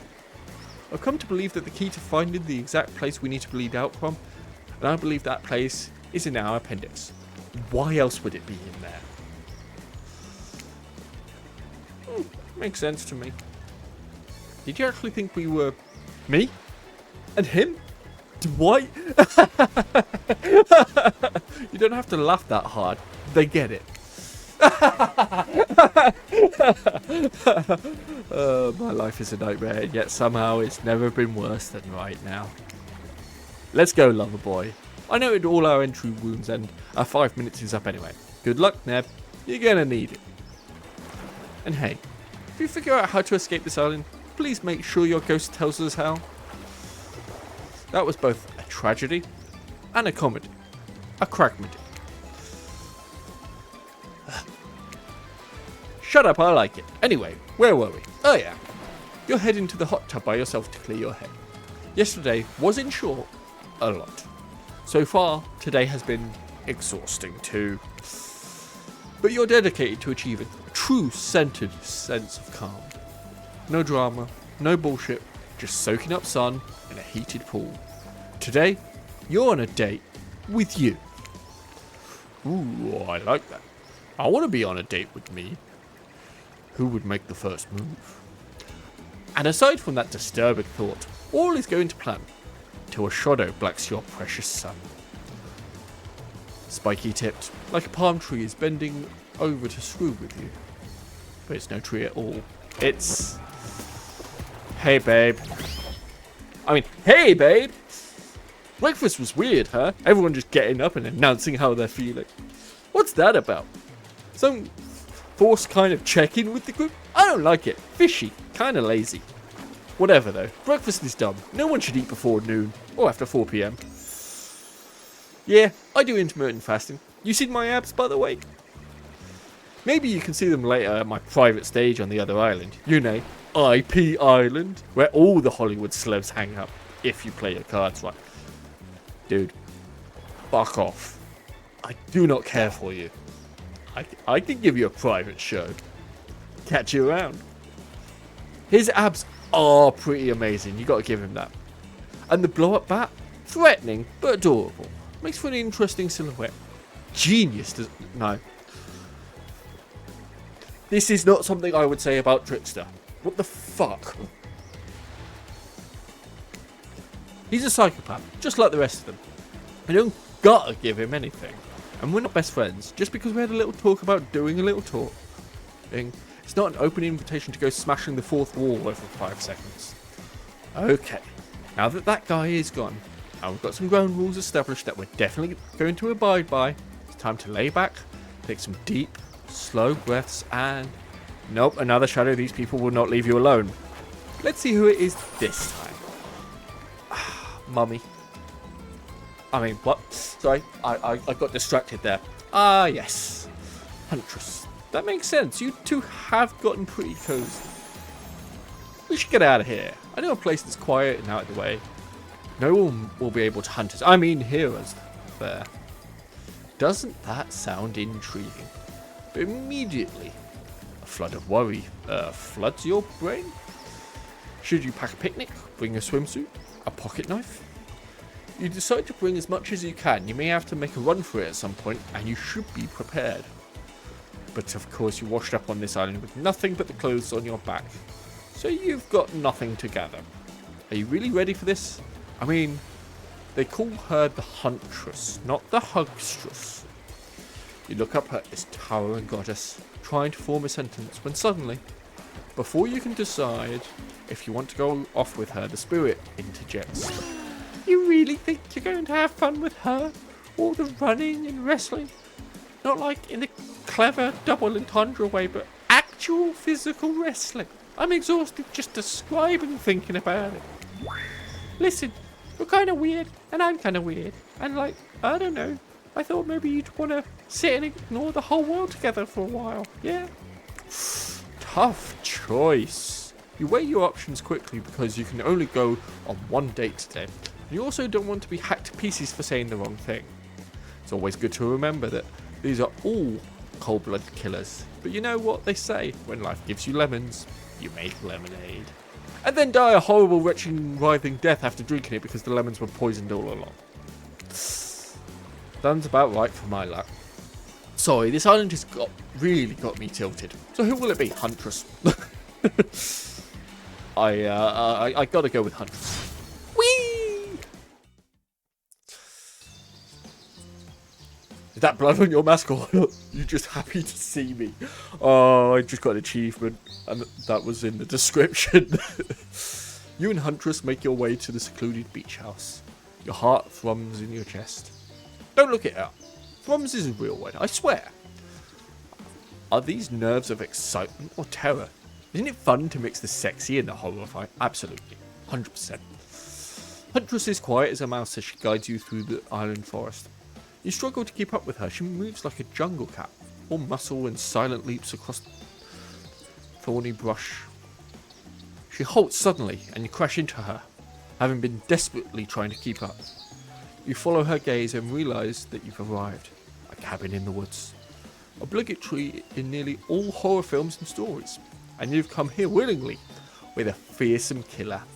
Good job! Great job!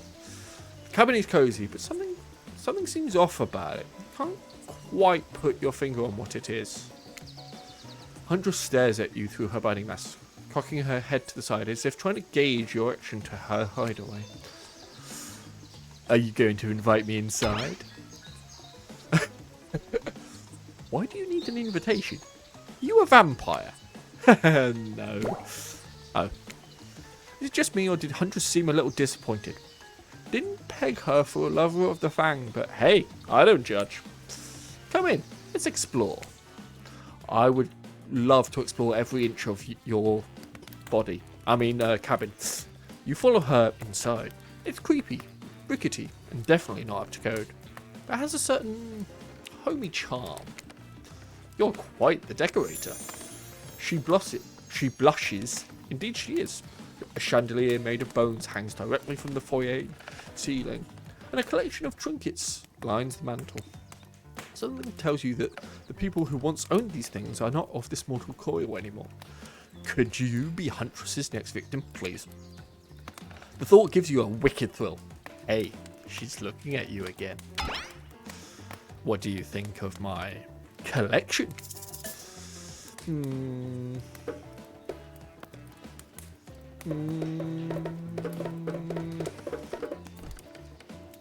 What would I actually say? I mean, honestly, I don't think I'd say any of these things. I'd probably say something along the lines of I actually like it,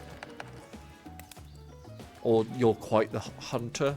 I would give some sort of compliment here.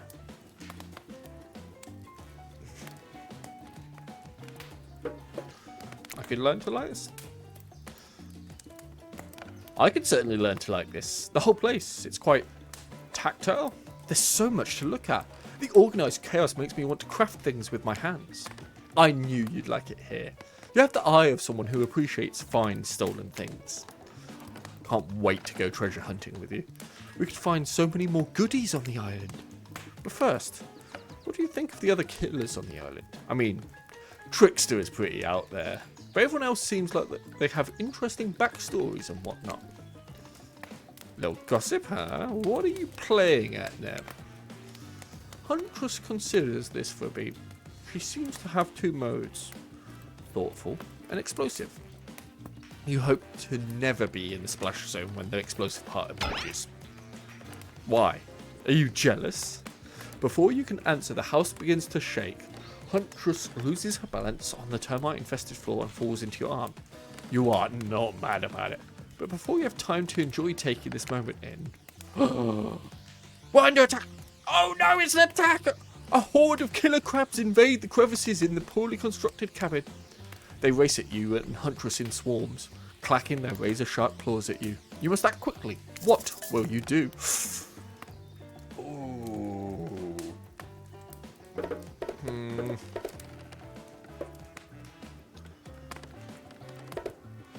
I mean, it would either be grab a weapon or protect, or a bit of both. I'm not running and hiding. You quickly reach out and grab a shashka off of the wall. Being the highly educated person that you definitely are, you know that a shashka is a Russian sword, not an umbrella or a can of cola or something else like that. Back to back with Huntress, you both hack away at the attacking crustaceans. You manage to slay the majority of the killer crabs. The ones you miss go scurrying away back into their hidey holes. Huntress turns to you with a gaze that's full of passion and intrigue. However, before it bubbles over, she looks away, suppressing this feeling. Is she nervous? Huntress sits down on the wicker couch and begins cleaning the guts off her hatchet. It's an obligatory scene for every killer. You're just happy to not be the source of what she's wiping off. Looks like we're having crab for dinner. She doesn't smile at your joke. She has that ponderous look on her face again. You join her on the couch. Man, sometimes those near-death experiences really get me thinking about what I want in life. I think I'd really like to start a family one day. How about you? I've always been of the mindset of I don't want kids. But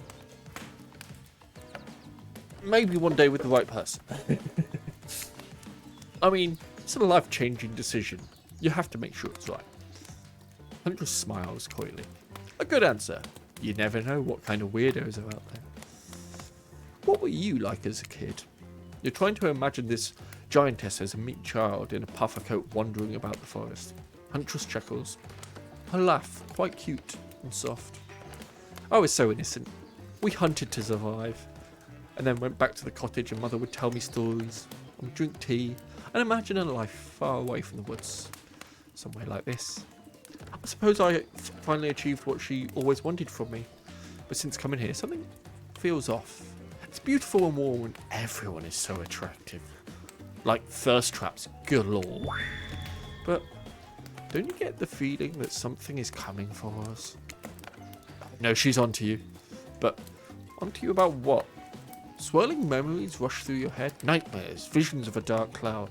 Claudette and Dwight's vacant stares that belie some sort of hypnosis. Totally. I think you're onto something. What do you know? How long have you all been here? Do you remember anything at all? What we might be here? Been having these dreams, seeing things. I think we were all serving some greater purpose here.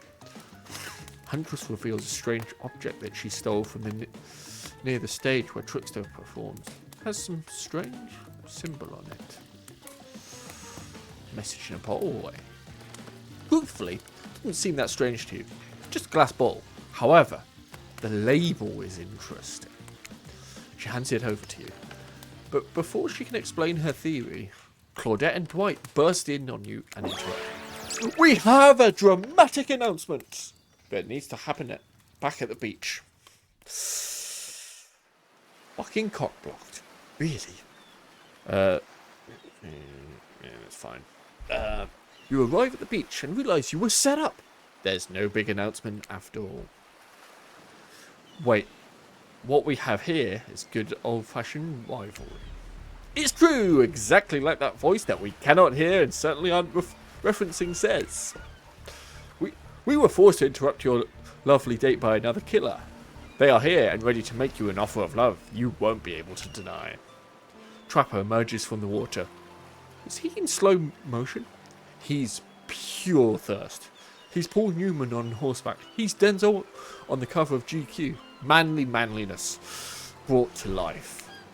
Also, was he holding his breath under there this whole time waiting for his cue? That's commitment to a bit, if I ever have seen one. Heard you've spent the day in a quaint cottage. That's cute.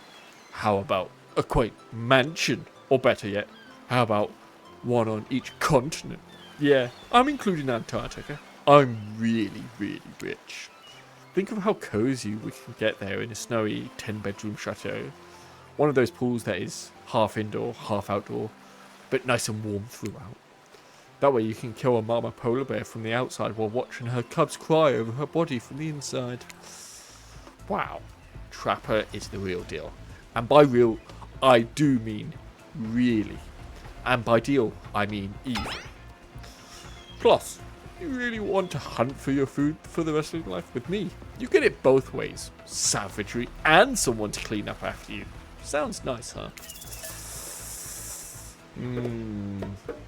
Ugh, as if.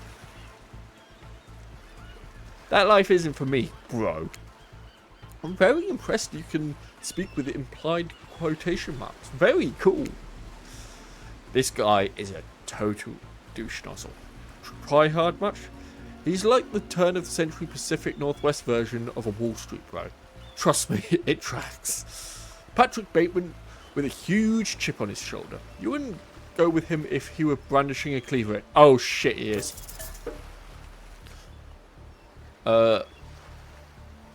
Give in to anger? I'm curious. Is there a... Can I? No? Okay. What's giving to anger? How dare you? You think you can come in here and ruin my date with Huntress? Ooh. I kind of want to kill him. Or see if I can kill him. I'm going to fight him. It's on, rich boy. You grab Huntress's hatchet and run at Trapper. Huntress thinks that's really hot.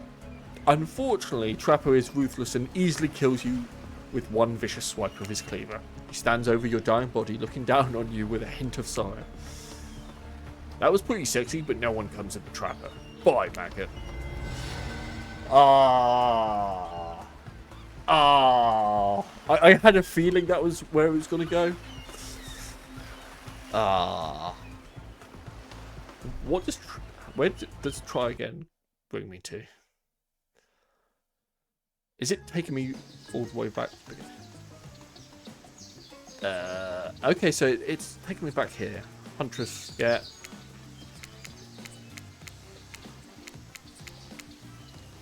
Let's skip ahead. Invite me in, yeah. Yep.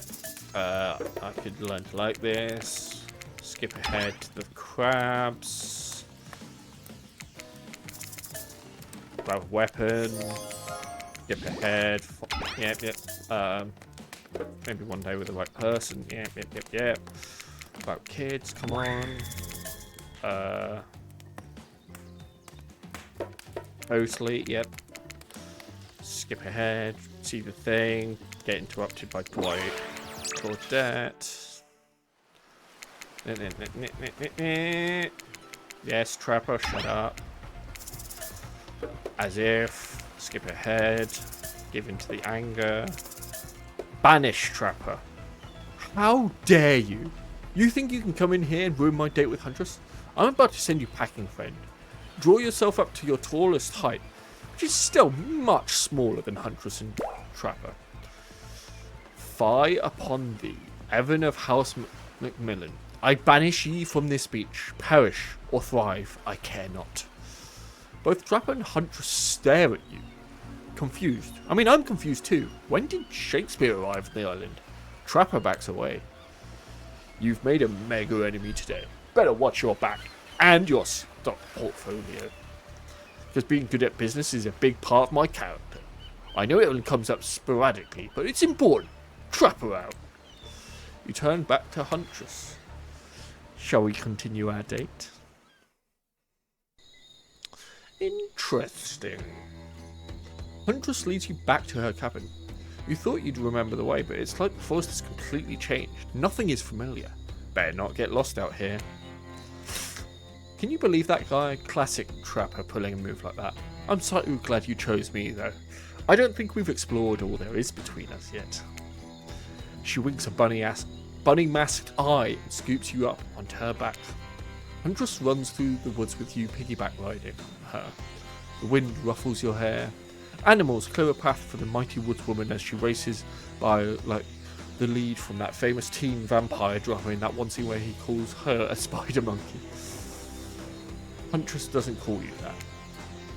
Whee! I would totally whee in that scenario. Eventually, she gently lowers you to the ground, and you take in your surroundings. A wooded clearing in the forest. Huntress prances about like a deer in a meadow. I like to come here sometimes to clear my head and hack up a few cute woodland creatures. Foxes are my favourite to slaughter. They think they are so cute and sly, but I see right through them. They're just assholes. Great with hot sauce. Huntress hears rustling and darts off to find its source, crouching down low like an animal. Now you're alone in the middle of the forest. Which way did you come from again? No idea. Your sense of direction is all off. A mellifluous voice floats through the air, landing upon your ears like syrupy honey. Come find me. Oh God. Yes! Perfect. Perfect. Not bad. This is going to be hard. That was terrible. You missed completely. I'm not even going to look. I'm just going to guess. Terrible. Missed completely. Tag. You bop Huntress on the shoulder when you find her. She high-fives you. You trying to date this young lady? Or you just bro down all day? You're so good at hiding. I'm having a real blast.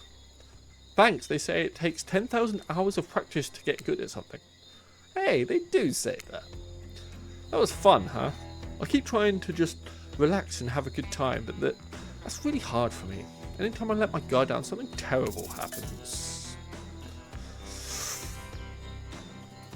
I mean, part of me wants to say the middle one, but I want to find out more. Like what? Sometimes I find young girls in the woods, little perfect angels that need my protection. But if I turn my back for a moment, they wind up dying. That got dark. But you feel like Huntress wouldn't admit this to just anyone. Oh look, Claudette, invite her back. Okay, we swear we are here for a good reason this time. Yeah, no one is manipulating us this time. It's just time for dinner. Come get some grub. What a fun day you've been having. I can see it written all over your face. You're shining, and that's not just the remaining anxious sweat from spending an afternoon courting a psycho killer. No, you are really feeling this whole romantic experience. Don't worry, I'll keep your dirty little secrets. But enough gentle ribbing. Time to get back to business. All the appetizing singles have arrived for dinner, including Trickster. Fucking Trickster. Wraith is here too. We're not going to do the gag where we cram them all on screen at the same time again, so just believe me, they're all here, and they're just as sexy and demented as you remember them. With your love of malign, everyone is being very careful not to offend you by saying the wrong thing. Congrats, by the way, on getting this far. I'm as surprised as you are that these four are falling for you. No, not because of your personality, but because you just met them yesterday. However, since Trapper seems like the biggest long shot to end up holding onto your heart, he throws caution to the wind and speaks up.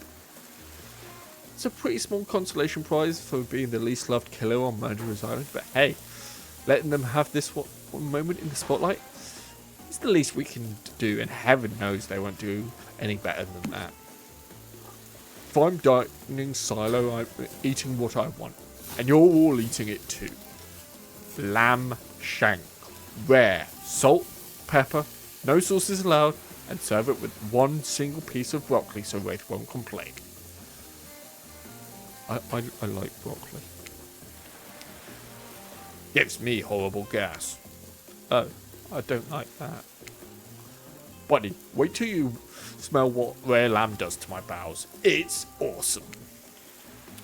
Dinner will be served shortly, but certain power brokers would like to know about your day. Would you like to share your day with the rest of the group? You've had an interesting day, that's for sure, but how will you describe it to the others? Say too much or too little and it could affect your standing with the group. Okay, but don't just sit there saying nothing. Nothing is not an option.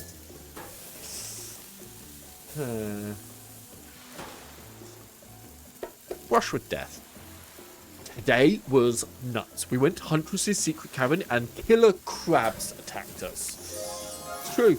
I'll fall asleep tonight to the sound of crunching crustaceans. That would have never happened on my yacht. I grind them up. Much more satisfying when used to kill crabs. At least those kinds of crabs are. I have a little comb for the other kind. Why does it not surprise me that you've got fucking crabs?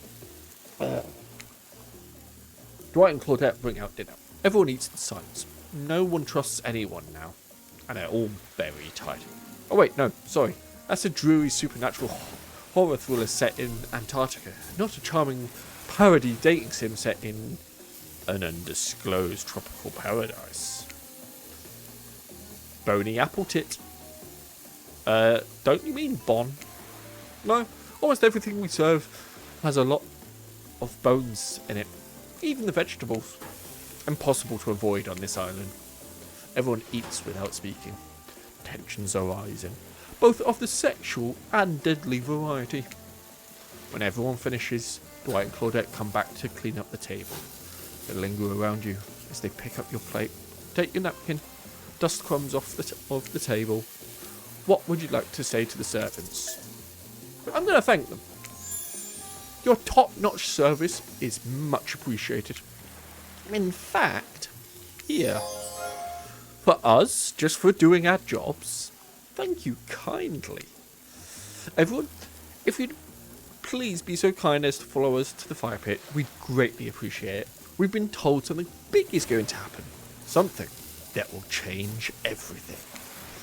You can go willingly, or you can go unwillingly. You have no choice. Tough cookies. Did you have a choice on how you said that, dweeb? Yes, and I immediately regret it. How I did. Good. Something needs to change around here. Fire is rebirth. Fire illuminates the soul. I hope the fire isn't too smoky.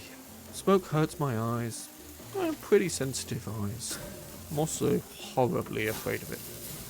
The fire, I mean, not my eyes. There's a childhood trauma involving fire. And finally everyone starts moving toward the fire pit, only to get away from Wraith's completely. You take a seat on a comfortable log, feeling the fire's heat against your skin, and wait for the other killers to take their places, wondering who will want to tell a story this time. Will narrator tell a story? I bet they've got a stunningly creative mind. Hey, you think, are they allowed to simply place thoughts in my mind like this? Doesn't seem fair. Everyone makes their way in. Something unexpected happens. Nothing. Nothing happens. Something almost always seems to be happening here, so nothing is probably not a great sign. Oh, cool! Now everyone is looking at you. So, you know, do something. Should I pick someone to tell a story? Or we could play charades, boggle. Well, we were actually thinking, why don't you tell us a story? Wraith points his spine and skull staff thingamajig at you. You duck out of its way. Who knows what that thing can do? Probably shoots lasers. Try not to bore us. We're just very interested in you. Don't speak for me, Huntress. Now you can't tell if you're warm from the fire or if it's just your nerves heat. I know the fire is right here, but maybe if we stop talking about it all the time, we can start to pretend it's not here and doesn't, you know, threaten to burn us all alive. It's not supposed to hear me. Get out of here, Wraith. Nebel's about to make an important decision about telling a story or not. I'm telling a story. Sure, I'm game. I'll tell a story. I hope it's a mystery. Okay, so what type of story do you want to tell? Ooh. Ooh. Ooh. Ooh. Ooh. Ooh. Ooh. I like a good adventure story.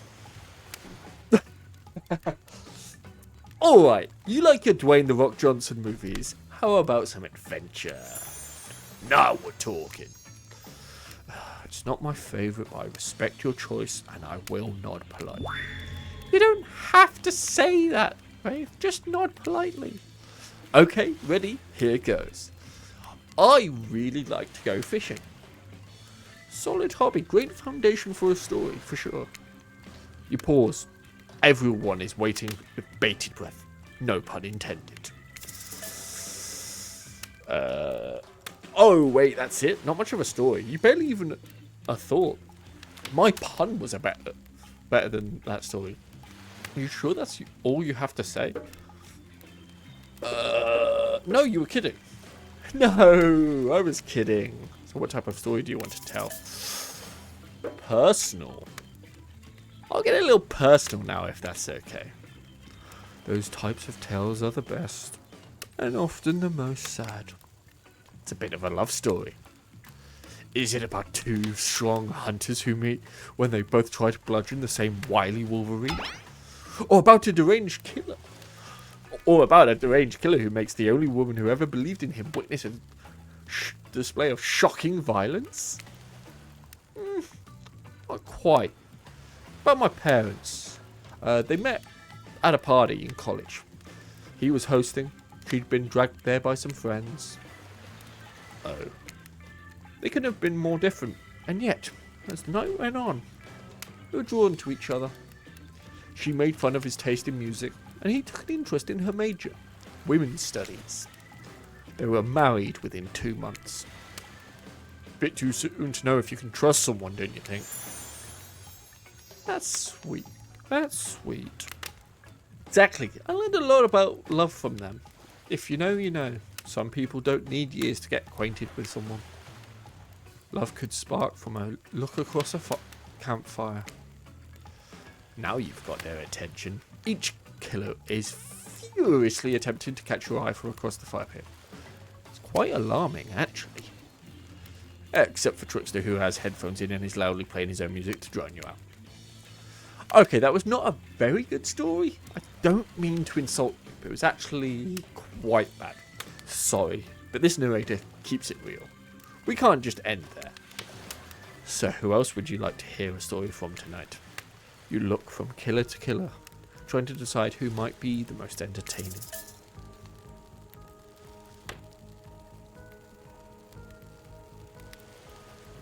Okay, just so I'm not always choosing Huntress for everything, let's listen to Spirit.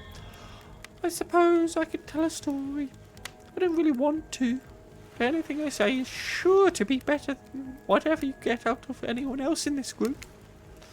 Like all good stories, I stole this one from someone in the past who is dead now and can't do anything about it. It's called the bride, technically, I suppose, the fiancé. One winter, a young couple decided that the next spring they would be married. The two were madly in love and could not wait for the snow to melt so they could join in matrimony and unite their souls for eternity. Per the latest bridal trends, they decided to have their wedding ceremony at the edge of the woods by a beautiful shabby chic farmhouse. Together they spent months planning the details of the wedding. The two created invitations, figured out seating arrangements, and tasted 100 cakes before settling on the perfect one. Just gonna have a quick drink here.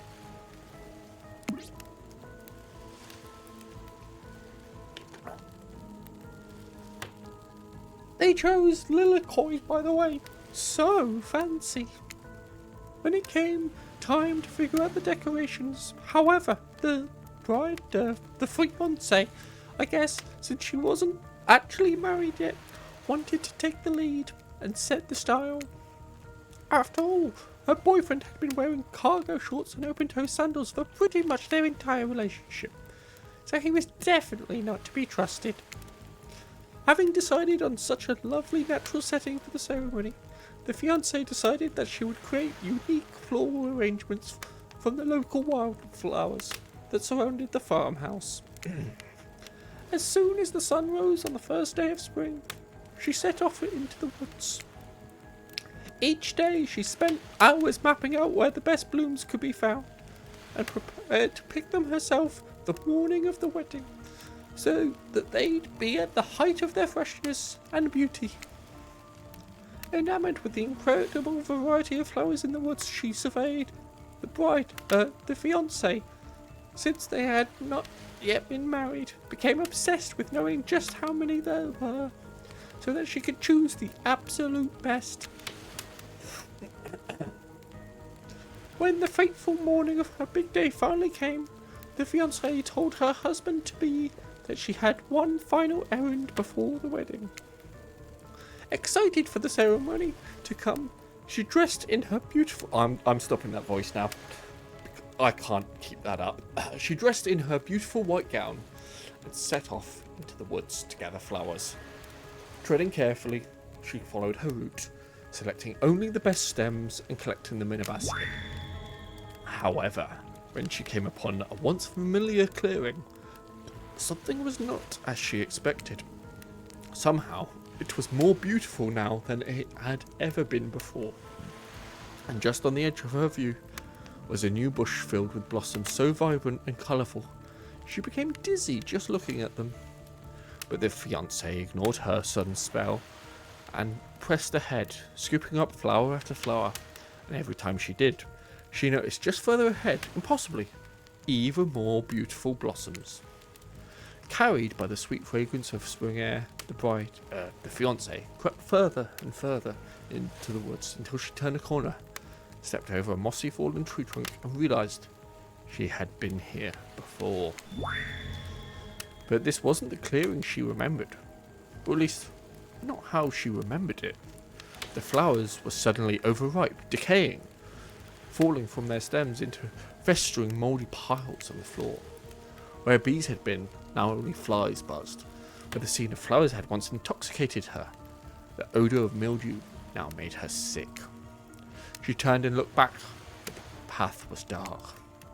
Into a shadowy glen she walked, and walked, and walked. That day, as guests gathered at the farmhouse, the fiancé was nowhere to be seen. Her friends, family, and love began to look for her, but to no avail. They searched the pasture, the tree line, and into the forest. There were no beautiful wildflowers or young lovers to be seen. Just old, dead trees, trampled vines, moss-covered rocks. The fiancé stayed a fiancé for eternity, always wandering, looking for fresher blooms to clip, but never finding them.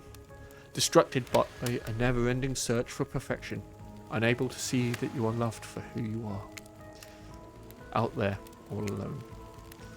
I thought it was beautiful and sad. Just like someone we know. That was story time. A lot of people like to take potshots at sequels, but I think every good story deserves a follow-up. When you think it's the end, the sequel is almost never as rewarding as the original. That's why I'm much more a fan of the episodic style of storytelling. Knowing it's a series takes a lot of pressure off any individual installment and builds a greater sense of community between audience and creator. Tell me, Neb, if you could delete any sequel from existence, what would it be? Don't answer that, we don't actually care. We're just here to make sure that we seamlessly move on to the next segment of the evening. God forbid my small talk get in the way of a romantic Twilight moment. Dwight, I'm going to need you to shut your yap trap. You know that we need to get back to that thing we do whenever we're not on screen. Okay, you have fun tonight. And try not to end up dead. Why did you say the words wink wink out loud, and what kind of double entendre are you getting at with the end up dead thing? Dwight is physically incapable of winking? Not since the accident. And you do know that all of these people are despicable criminals with double-digit kill counts, right? Well, except for Spirit, she doesn't really belong here. She's strictly a victim, not a perpetrator.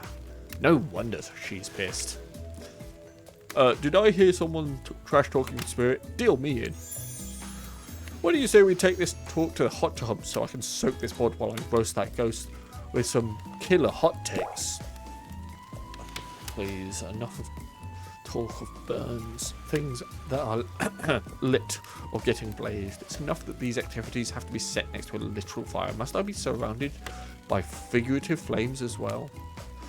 What if we turned and ran as far away from this place as we could, just you and me?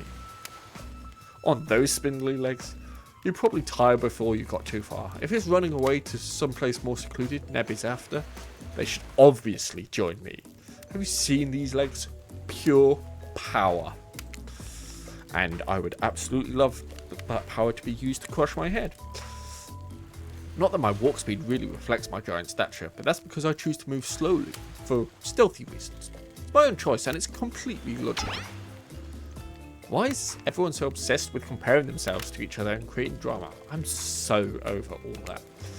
Don't you get it? Society wants to trick you into fighting with each other so that corporations can swoop in and sell you fake solutions to all your fabricated problems.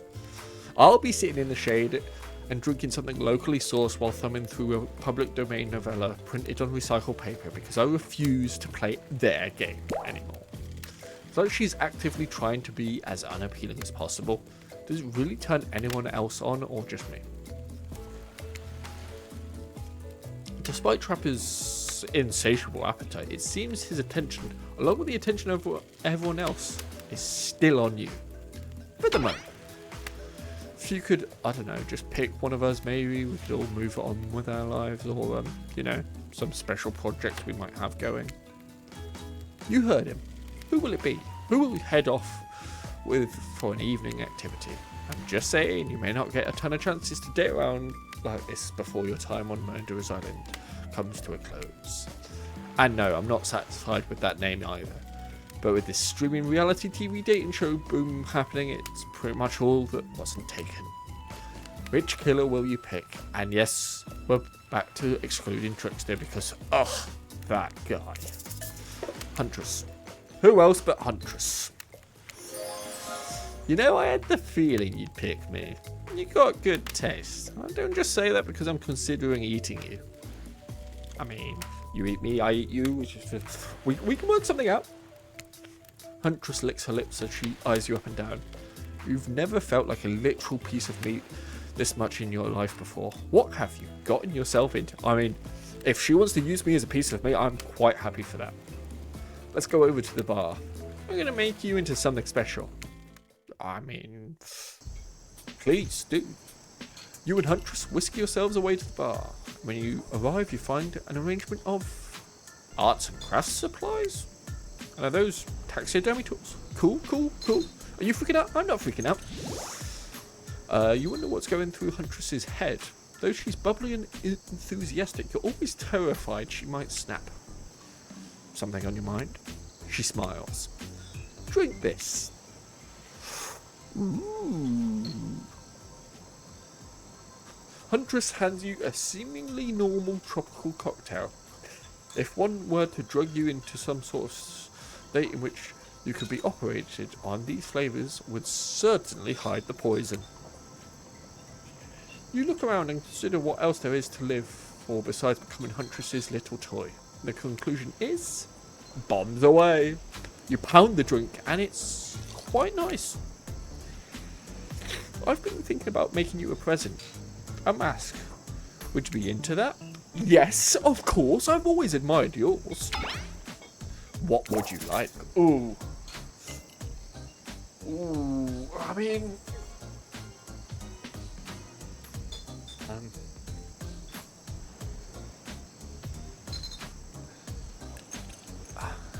I'm not sure. I don't want the fish mask. I'm debating between cat and rabbit. I mean, I feel like she might... It could go one of two ways with the rabbit mask. It could be, oh, that's cool, you want to be more like me, you enjoy me, sort of thing. We can be a pair of rabbits together. That would be nice. Or it's going to be, what the fuck, this is my thing, get your own thing, sort of thing. But I'm going to risk it. Rabbit mask. One just like yours, please. Well, that's not very creative. It's annoyed. Then her face lights up. Oh, wait. Is this brilliant? We can use this as tactical advantage. Like, there's two of us. We can attack from both. Yes. Yes, Huntress, I like this thinking. Yes, that's exactly what I was thinking. Well, I know what I'm going to be working on tonight. All alone. In my skimpy pajamas. Huntress winks at you. Should we just, like, get out of here? These drinks are making me pretty sleepy. Should we just, like, get out of here? Maybe go directly into your bed? No, that's not how tonight goes. I mean, not how it's supposed to go. Not yet, at least. You kooky kids. Soon. Huntress, you've got lots of hobbies. Why don't you share something with us that you're passionate about?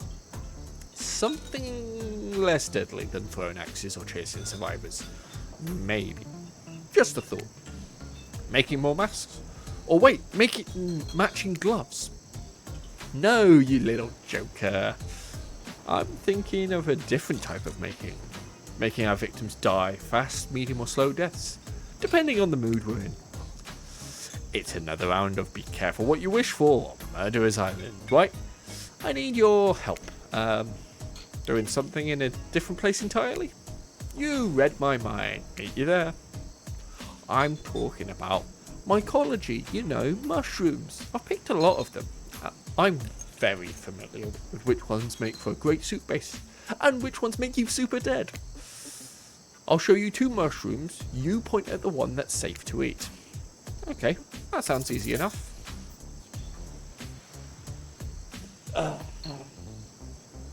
So either it's going to be really obvious or it's going to be a trick question. My initial instinct is that that's the bad one. Correct. It's It's called a black trumpet. Boop, boop, doo. It's delish. Next up, this one is very easy. I'm sure you'll nail it. Point at the one that won't result in almost immediate death if you eat it. Okay, point at the one that won't result. This one? Ruh-roh. You would have just eaten a deadly dapperling, which has a name that is both adorable and, well, deadly. Adorable and deadly. Know anyone like that? Final question. Which will make you jump for joy and which will make you vomit until you die? I mean...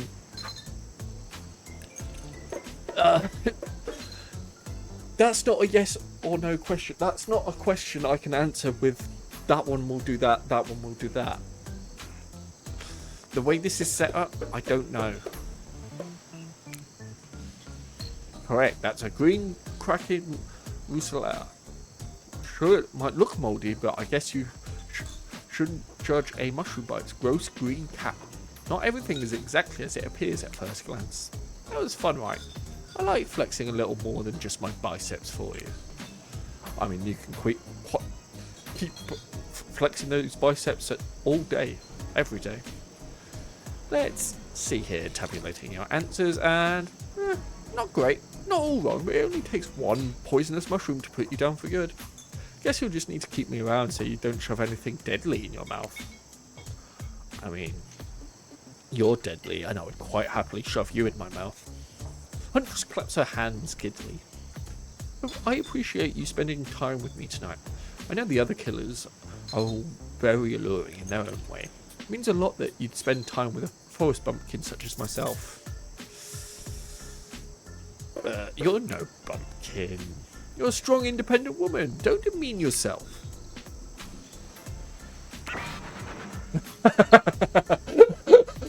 I'll demean myself if I want. She's angry, but also turned on. This is pretty hot. We're here. We're gathering everyone on the beach. Typical. Exactly what the voice said. I'm telling you, and I'm being honest, that you're the only one who can hear me. And yet, the gang's all together again on the volleyball court. Seems like only yesterday you were sitting on the sidelines watching everyone get sweaty. That's because it was. Oi, feels like I've been here a lot longer than that actually. So late that the sun is already beginning to rise. Better get this over with quickly so that you can get some beauty rest. I do not recommend the eternal damnation of perpetual narratism.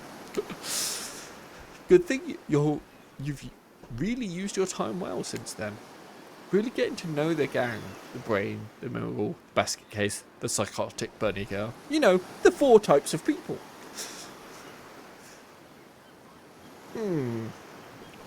Which one are you out there, everyone?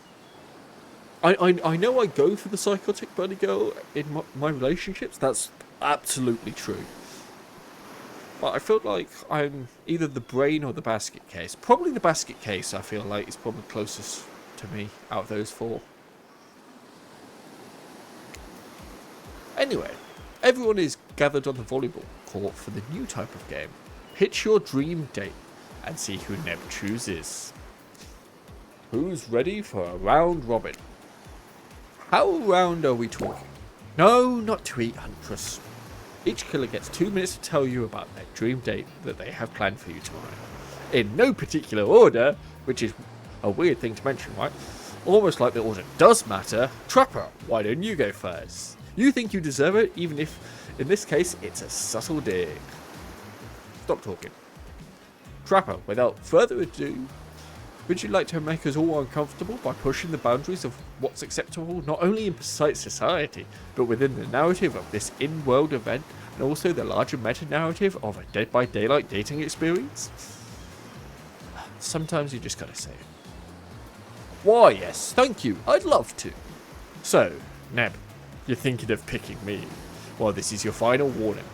Pick me and be punished and rewarded? Tomorrow will suck, probably. I'm not an easy guy to get along with, I know that. But I can tell you this much. I'm hiding a secret on this island that will make fans shit themselves with excitement. If you like Trapper, you're gonna love it. And if you're not a maggot, also everyone, even confident sexy ladies in rabbit masks, better stay the hell away from my yacht. Here does, Spirit. Figuratively. Damn it, Dwight, you gotta watch your words with these people. Tomorrow, you'll spit in the face of God, die, and be reborn anew. That's it. If you're not intrigued by that, I don't want you. Go draw a crayon art with Trapper or dig up whatever mysteries with Wraith. I don't know what those guys do all day. Do you want to at least specify which god you'll be spitting in the face of? All of them. Okay then, so hydrate tonight if you want to hang with Spirit. Sorry. Anyway, Wraith. Well, I don't know. I'd really prefer to just tell Neb privately. I don't really know how that's going to work with these game mechanics. What if you just whispered it to Neb? Wraith considers this for a long moment. Too long. That's fine. Without moving, Wraith lowers his voice to a barely audible whisper. Tomorrow, we have to... What I've been working on. It's going to be really special. The kind of thing where people really bond. And maybe finally get off this island. And maybe then we could go on a real date. You done? Is that it? Wraith nods, proud. Great! Huntress, why don't you take it from here? Tomorrow morning, I'm planning on a nice atmospheric breakfast on the yacht. Don't worry, Trapper won't even know it's gone. What was that? Nothing, go away. Then, boy oh boy, I've got such an adventure planned. It involves hunting for treasure. What kind of treasure are we looking for? Guess you have to pick me to find out. Let me tell you, it's primo stuff. Now, if you don't mind, I've got to start preparing because it's clear already that you're going to pick me. Confident, mysterious, I like it. And time's up, everyone. Gosh, you'll need to dream about these options so you're ready to choose in the morning. I already know where I'm going.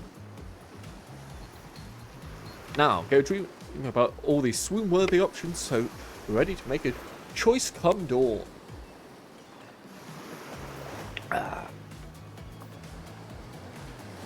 Have a swell night. Did you two forget to mention something? Oh gosh, how could we forget? Before you run off to slumber peacefully, there's one more thing to do. No reality survival dating competition parody would be complete without singling out one of our contestants who is already teetering on the edge of a psychological break. And giving them a little push. Hold up, this has been a survival dating competition parody this entire time and I'm just now finding out about it? Come on, the signs were there, you just didn't read them. Welcome to Murderer's Island. It's now time to eliminate one of the killers. Oof, it's like a butchering but it hurts even worse. You can't kill a killer, but can you break their heart? Do you dare to even try? You mean, that's right, tomorrow one of the sexy slicers will not be eligible to take you on a date. Who's it gonna be? But why? Because drama? Because it's surprising? Because it's a classic reversal of fate. And it will hurt someone's feelings. Someone dangerous. What's gonna be, champ? What's your thought process here? Trapper seems like he might throttle you in your sleep if you eliminate him. That being said, at least you'd see him coming. Spirit could be anywhere. She floats, and I hear she can disappear. Hard to track. Get rid of Wraith, he might cry. And although I totally support normalizing men crying and being vulnerable, just seems like he might be an ugly crier. Huntress, she might pretend to be okay with it. But then you'll start seeing her behind every tree. What I'm trying to say is, I don't envy you, boss. So which sociopath are you eliminating? Goodbye, Trapper. You sent the Trapper packing. Sleep with both eyes open. Yeah. That was a very simple... This was very simple. Trapper, you scared the living shit out of me. You are eliminated. That's fair. Honestly, though, I don't care. You suck. But not in a good way. You bore me, you personality-free maggot. Wouldn't even be fun to kill you. Which I was totally going to do tomorrow the first chance I got. So really, this is a win-win for both of us. Still might kill you, though. Out of principle for eliminating me. Sleep with both eyes open. And have fun on your date tomorrow. Now that you've broken the heart of someone heartless, you should go get some shut-eye. And don't worry too much about the broken heart you've left behind. Because of course, they'll be receiving a consolation prize. You might not get to go home with Neb when this is all over, but they'll never sleep alone again. That's right, we're sending our eliminated player home with...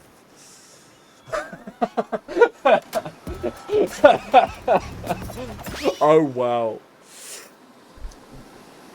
Their own, mostly new Trickster body pillar, the next best thing to the real Trickster. It might not hug you back, but it definitely won't try and stab you. How do we know? Because I've tried. That's right, it's Dwight tested. Claudette approved. I hope you sleep well tonight, Neb. You're my hero for what you've accomplished. How can you sleep tonight knowing what you've done? No, not because of the guilt. I mean knowing that there's a legit homicidal maniac who hates you so close by. Oh, can you sleep tonight, knowing what you'll do tomorrow? I don't know how you'll do it, but you better go before Dwight and Claudette come back and put you to sleep themselves. You know those two. Schedule, schedule, schedule. Really enjoying this so far. Wow, what a crazy way to end the day. An elimination. I didn't even know it was that kind of a game. Let's check in with everyone, especially with our loser. Everyone deserves a send-off. I can't help it if I have thick arms and legs that go until they stop. I knew we had a connection from the moment I saw them through my mask. You can never be sure what's going on in the newcomer's mind, but I like my odds for tomorrow. It's so fun hunting for love and not for food or vengeance for a change. I don't really know what's happening here. Honestly, haven't been paying attention. Oh, I'm sorry, I forgot. I'm focusing on other things. More important things. One way or another, I won't be here much longer. I don't handle rejection well. I just don't think I do. No one has ever been dumb enough to reject me before. Yeah, the more I think about it, the angrier I'm getting. And I'm a giant rage monster, so everyone in this room should be scared right now. Turn the camera off. Oh, dead. Yeah, I'd be surprised if I don't die pretty soon. Did I think there was a chance I might get eliminated? Yeah, I did. Did I care if I got eliminated? Not even a little. Just the volume of words I spend talking about how much I don't care about things signify a deeper yearning within me to be seen, heard, and validated by those around me. Nah. What? No, you're not a part of this. You don't get a confessional. It's cool, man. I'm not a part of anything, you feel me? I'm not a cog in anyone's machine. I'm my own machine. This whole thing is pretty cute, though. Charmingly low budget, old school marketing vibes. Not gonna lie. Kinda wish I wasn't so busy right now. I'd definitely be down with a reality show style dating competition with survival elements. But I got my new album, upcoming tour, finalising the new sneaker line, producing a limited series of my life, starting a new social media NFT crypto app, doing those private gigs over on IP Island. My dudes, you gotta come check it out. IP Island is dope. It's where the real killers are hanging out. Fully licensed, no legal drama. Lawyers, take a hike. I'm gonna tell everyone that Trickster said that about them. Don't worry. I'm talking your favourite established characters from all over pop culture that can't be seen on this island. Hell, you probably can't even mention them. Like Ghostface. Don't say it. Look, we get it. You're very popular and in demand. But we have a game to get back to, and I don't want to get sued. I fucking love the fucking fourth wall breaks we keep getting. Ghostface. Come on. Whatever, I don't even care. I'm the Trickster. See you around, Neb. You too, narrator. I have a name, you know. You do? Yes! Seriously, they do not pay me enough to deal with you people. Is it my turn? What? No, it's not your turn. turn? You're sentient water. How are you even sitting in that chair? What's a chair? It's the thing you're getting all wet. Now it's going to smell like mildew. Okay, rude. Fine. Let's just get this over with. It's your turn, Ocean. Do your check-in. Check-in. Oh, I was just looking for the bathroom. Bathroom? Are you serious? It's down the hall to the left. It's okay. Never mind. Never mind? What does that mean? No, not you two. This was meant to be confessional time for literally every character in this game. It's okay, we don't have to confess anything. We've just been working our asses off for 2 days straight and wanted to sit down somewhere. This chair is wet. Yeah, I think the Ocean just peed on it. How is that? You know what? Never mind. I don't care. You two are looking pretty pleased with yourselves. I've got something to confess. Great. What's it gonna be?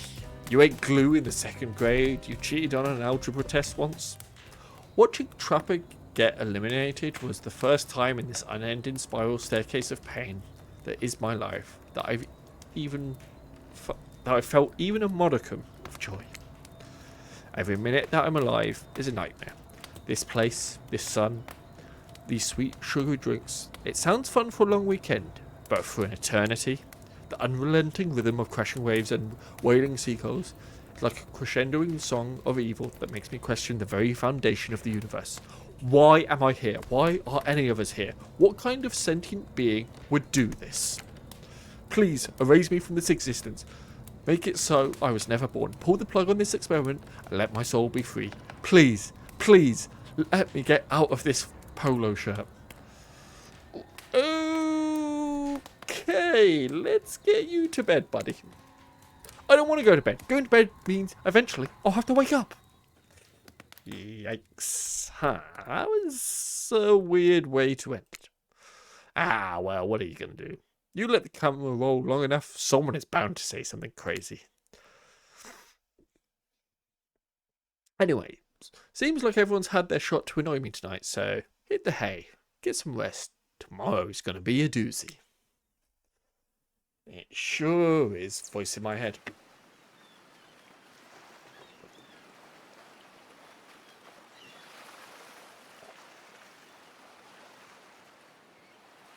Soft sunlight warms your skin, nudging you awake. Also, you're using a killer crab as a pillow, which it's sort of okay with. You pull on your beach attire and splash water on your face. Dwight and Claudette approach. Does that look on their face? Excitement? Terror? You notice your stomach flutters with butterflies. Someone's in love. Or you've been infected with zombie butterflies in your sleep. It has happened here before, but it's probably the love thing. It's time. Claudette gestures over to the beach where the killers all stand flanked by tiki torches. It's a scene very reminiscent of a TV show you used to hate watch with your ex. Suddenly, the message is clear. You're going to declare your affections for a killer in front of several other killers. Hey, isn't Trickster supposed to be here? We paid him good money to make some half-assed cameos in the show. I'm going to chew his agent out. But before they walk you over for your big moment, don't think we haven't noticed how kind you've been to us, Neb. Can't be easy being thrown onto a mysterious island for seemingly no reason, surrounded by terrifying killers trying to manage your most primal impulses. Murder and making out. And you've kept a cool head and treated us, your friendly island hosts, with dignity and respect. So don't tell anyone we told you this, but... Claudette and Dwight look around conspiratorially. Just a little hint for you going forward. Don't try to go all the way with a killer who isn't into you. Relationships are two-way streets, and if you don't have a green light in the other direction, you might end up in the friend zone. The friend zone? Doesn't sound so bad. Where do you think you are exactly? Dead by Daylight doesn't do friends. There are killers and there are survivors. I'm afraid we can't say more. Okay, so Who's into me? Claudette and Dwight look around conspiratorially again. Well, I've seen the sparks flying between you and Huntress. I saw her whittling a little figurine of you last night while everyone was asleep. So, are you ready? Of course you're not, but too bad. We're on a schedule. You make your way over to the row of hotties.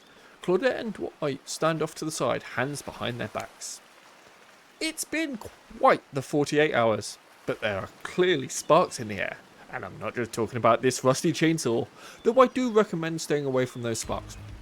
It's time for our newcomer to confess their love. Wait, I have to do a drum roll for this. No you don't, but who cares? Neb, who do you choose for your solo date? Can we at least do the flower thing? Right, I thought we agreed to keep that between us.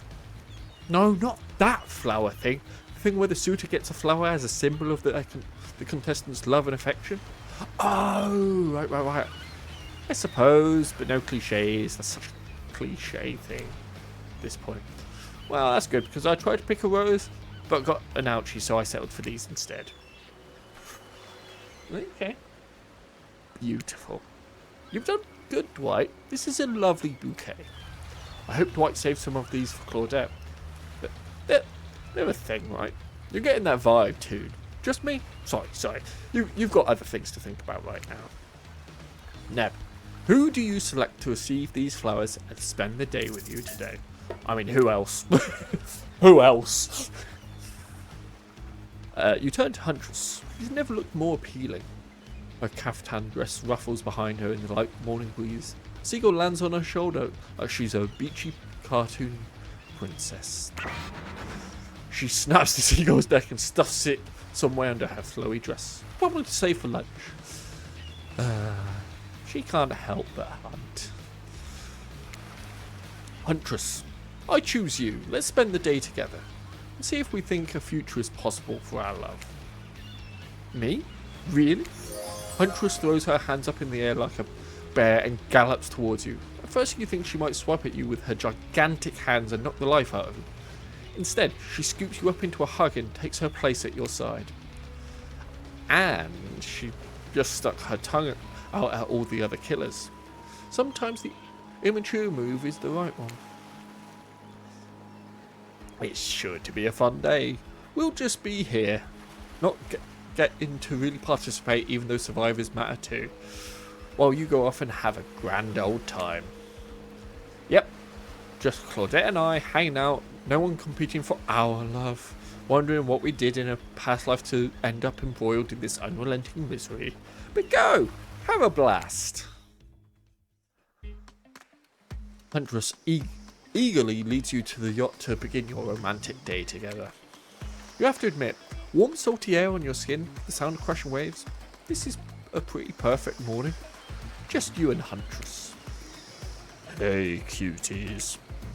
Ah, Ocean's here too. Did you know that I'm teeming with flesh-eating bacteria and dead bodies? That pesky Ocean, always killing the vibe. You turn to Huntress. You sure you're okay here on the ocean? I know you don't like being out in the open. Something about being here with you makes me feel safe. You both sit down at a beautifully set table on the deck of the boat. A wide spread of mouth-watering breakfast goodies are arranged in front of you. Can we get you anything? You look a bit green. I get extremely seasick. And Trickster replaced all the island's Dramamine with party drugs. Wait, how did they get here? Weren't they just on the beach consoling the rejected killers? Are there more than two of them? You motion one of them over. We'll both take a screwdriver. Hold the orange juice. We're getting fucking drunk. Of course. Hey, can you play this particular song for us? Set the mood. You hand Dwight a piece of paper with a song title written on it. Sure, though I doubt Trapper has it in his vinyl collection. Soon the haunting melody of Huntress's mother's lullaby streams through the yacht's expensive stereo system. The boat rocks as though to the rhythm of the song. The eerie melancholy mood is really quite romantic. Breakfast has never been this intimate. You reach out to touch Huntress's hand when suddenly a loud bellow scares you. You knock your freshly poured flute of straight vodka onto the pristine deck. It's Trapper! He's screaming at us from the beach. Look how tiny he looks from all the way out here. Huntress squishes his head between her fingers like a child and giggles. Damn you both! The chairs you're sitting on are worth more than your lives. Get back here! He's not wrong. Hey Claudette, take us out further. Aye, Captain. Can she drive a boat? Guess we'll find out. Alone again, nothing but the core of a seagull and the ominous shadow of a creature lurking beneath the waves. I have something for you. For me? Huntress reveals a package wrapped in a bloodied apron. You clap your hands like a kid on their birthday. Her playful attitude is rubbing off on you. It's not the only thing I want rubbing off on me. I made that mask you asked for. I almost forgot, but I bet you didn't. This is the whole reason you pursued Huntress, I bet. Definitely to get a mask of your own. No other reason. No, I don't want to be squashed in somewhere there or there. Here you go. Yes. It's perfect. You put it on. Fits your face like a face glove. You gaze at Huntress through the eyes of the mask. A swell of emotion surges through you. One has become two. Rabbits be multiplying, even in mask form. Let's go back to my place. She downs her screwdriver. Oh, hell yes. The tension is palpable as you enter the cabin. You could cut it with a hatchet. Give me a break. It's day 3 of killer jokes. A narrator only has so much mojo. Huntress sits down at the cluttered table in the kitchen. You notice the bloodstains that have crept into every nook and cranny of the wooden planks. What poor creature died on this table? Did they suffer? Why do you care if they suffered? Yeah, back in the ocean. Stop back to omniscient narrating. Stay here. Don't move a muscle or I'll hear it. I can hear any mammal's tendons creak as they stretch. It's a gift and a curse. I'll be right back. Alone in the cabin. What to do.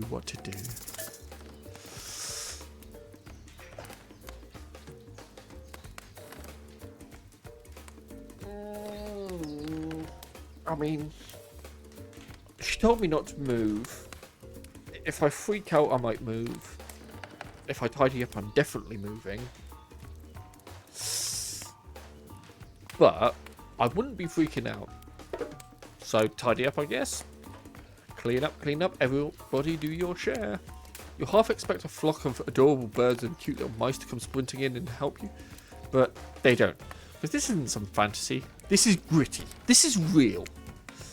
Plus, I'm pretty sure she kills all the adorable birds and cute little mice. So you putter around the room by yourself, organising Huntress's various trinket collections. Old bottles over here, discarded vintage doll parts over there, various keys that don't open anything in particular. Does she have a drawer filled with these? Everyone has a drawer like that. Then you lay a blanket down in front of the fireplace for no reason at all. You're certainly not imagining all the naughty things that could go down on such a blanket. What's that in her strong yet delicate hand? You reach out for her, longing to stroke her blood-matted hair and scratched up shoulders. I thought we could get warm by the fire. She wags her finger at you, a bunnylicious smirk on her face. Not so fast. Remember when we talked about how there's more going on here? You nod like a little idiot. Hey, I'm not little. Well, now I know there's something up. The other night, while you were sleeping like a cute little baby, I snuck into each of the killer's lairs and saw them with shiny objects that they've been stealing from me. I think they're connected somehow. Maybe it has to do with the symbol. I tried to go back last night, but something blocked me from picking any of the objects up. someone or something knows I'm onto them. I think if you try, it might work. What do you say? Will you help? Oh, absolutely yes. A globe-trotting treasure hunt on the level of a Nicolas Cage masterpiece? You can definitely count me in. Let's go. I'll be your guardian angel. You never know when those other killers might pop up. You grab Huntress by the hand and practically trip over your own feet on your way out of the door. Feels good to have a quest. Thrilling. But part of you is just wondering how quickly you can get through this and impress Huntress. Soon she'll take you in her yoked arms and you'll swoon. Your childhood crush on Popeye is making more and more sense. Where do you want to start? Ooh. There are 4 killers who have stolen from the Huntress. You're not going to let them get away with it. Which one will you investigate? Ooh. I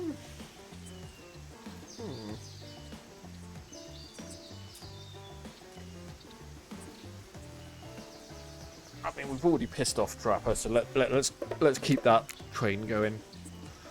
There are 2 ways to get to Trapper's cave. Due to the whole, you know, trap-based character theme he's got going on, you can rest assured that either one or both of these pathways is filled with traps. You turn to Huntress for advice, but she only giggles and shrugs her shoulders. You're on your own, it seems. Through the forest, underground. Through the forest. Ah, yes, the forest. Underground, I mean, come on. Putting yourself in the ground voluntarily? That's just asking to be buried. Dead, alive, does it matter? The surface is where you belong. The light cascading through the leaves of the trees casts a hazy glow as you wander into the brush, leaving the cabin behind. But no matter, this is Huntress's domain.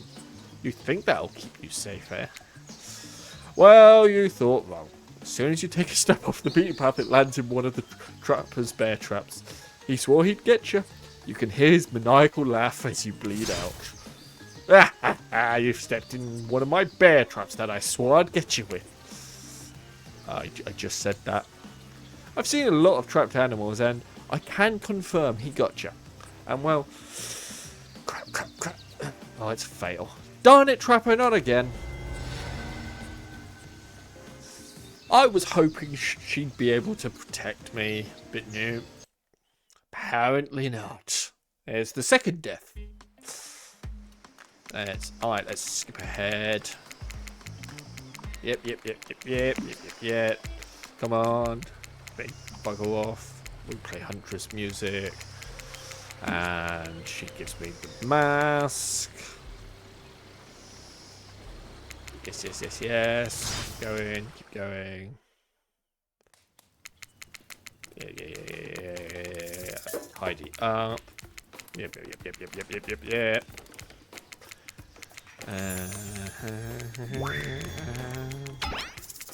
Hell yes. Let's go on an adventure. Keep going. We're still going Trapper's Cave. So, underground tunnel, I guess. Sounds secretive. No one can stop you if they can't see you. That said, no one can rescue you if they can't hear you scream. Nobody will need to waste time burying you if you're already underground when you die. But you're not going to die, are you? Hopefully not. Surely a dimly lit tunnel like this must be rife with traps. However, you managed to make your way along, distinctly uncaught by any traps, rusty bear or otherwise. I got this. You're doing great. You're not at all afraid? Who, me? Nah. I gotta say, this is up there among the nicest damp and seemingly abandoned tunnels I've ever wandered through. Look, it even has lights. Inspired by Huntress's bravery, you dig deep inside yourself and summon a courage of your own. Which is good, because you're going to need it if you're going to head through that very murdery looking passageway ahead. You enter a humid, shadowy cave. Dripping water echoes all around you. Definitely not cozy like the cabin you left behind. You wonder, how deep does that pool of shiny water go? Let's get this over with. When your eyes adjust to the darkness, you see Trapper. He leans against the wall of the cave like a detective in an old film noir. I knew you'd come. Trapper, get out of our way or I'll skewer you and serve you for lunch. You're wasting your time. Never find what you're looking for. Unless what you're looking for is a mini game. Oh fuck. What? A mini game? How unexpected? How playful? How about you play it right now? Find Huntress's lost shiny thing. Peel them eyes. You're on the hunt now. Okie dokie. Boom. Perfect. And up. Bit. Okay. Ooh. Not bad.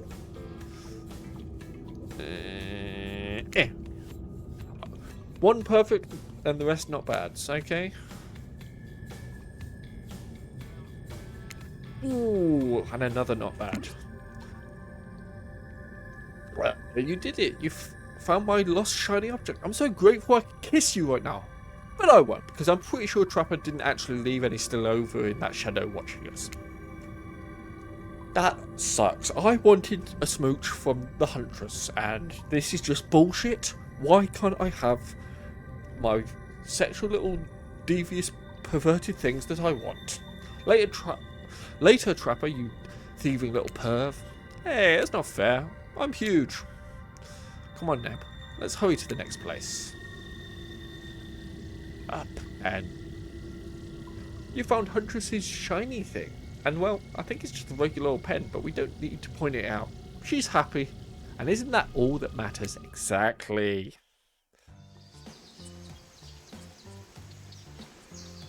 There are 4 killers who have stolen from the Huntress. You're not going to let them get away with it. Yep.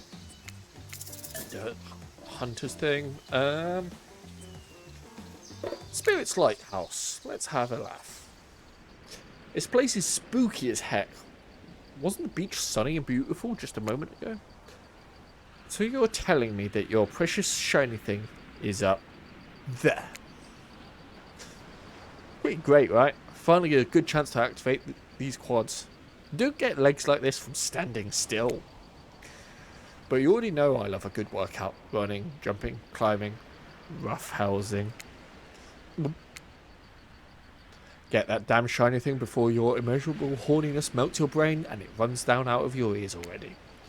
Yeah, I called it out. It's obvious to everyone. Just own it. Exactly. Narrator voice in my head. More people should own up to their horniness. So, shall we? Inside the lighthouse. It's so dark that you can barely see the step in front of you. But that's okay, because you've got about 100 steps to practice getting the hang of this in the dark. However, something about this gloomy place is really wearing you out and messing with your otherwise happy, horny aura. You can practically feel your mood going down, down, down, as you climb up, up, up higher into the lighthouse, before you will finally arrive at the top. Spirit, you're looking pretty pleased with yourself. Yeah, I'm getting the hang of this whole being dead thing. Did you totally get sadder the closer you got to the top of the tower? That was me, baby. I've got to share the wealth. And by wealth, I mean unending despair. You're probably here for one of your precious shiny things that I've stolen. Good luck finding it. I'll be over here reading if you need me. Let's find it. Don't miss the treasure. This is treasure, not a treasure mix. And here we go. Perfect. Ooh, not bad. Perfect. Perfect again. Ooh, not bad, not bad. I'll take that. Yes. You're really going a long way to prove your dedication to me. You know I know this, right? I can see a raccoon lick itself from 200 yards away in pitch darkness. I definitely see you working that little butt off for me. Hey, there's nothing little about my butt. There's nothing little about any of me. Neb's a big boy.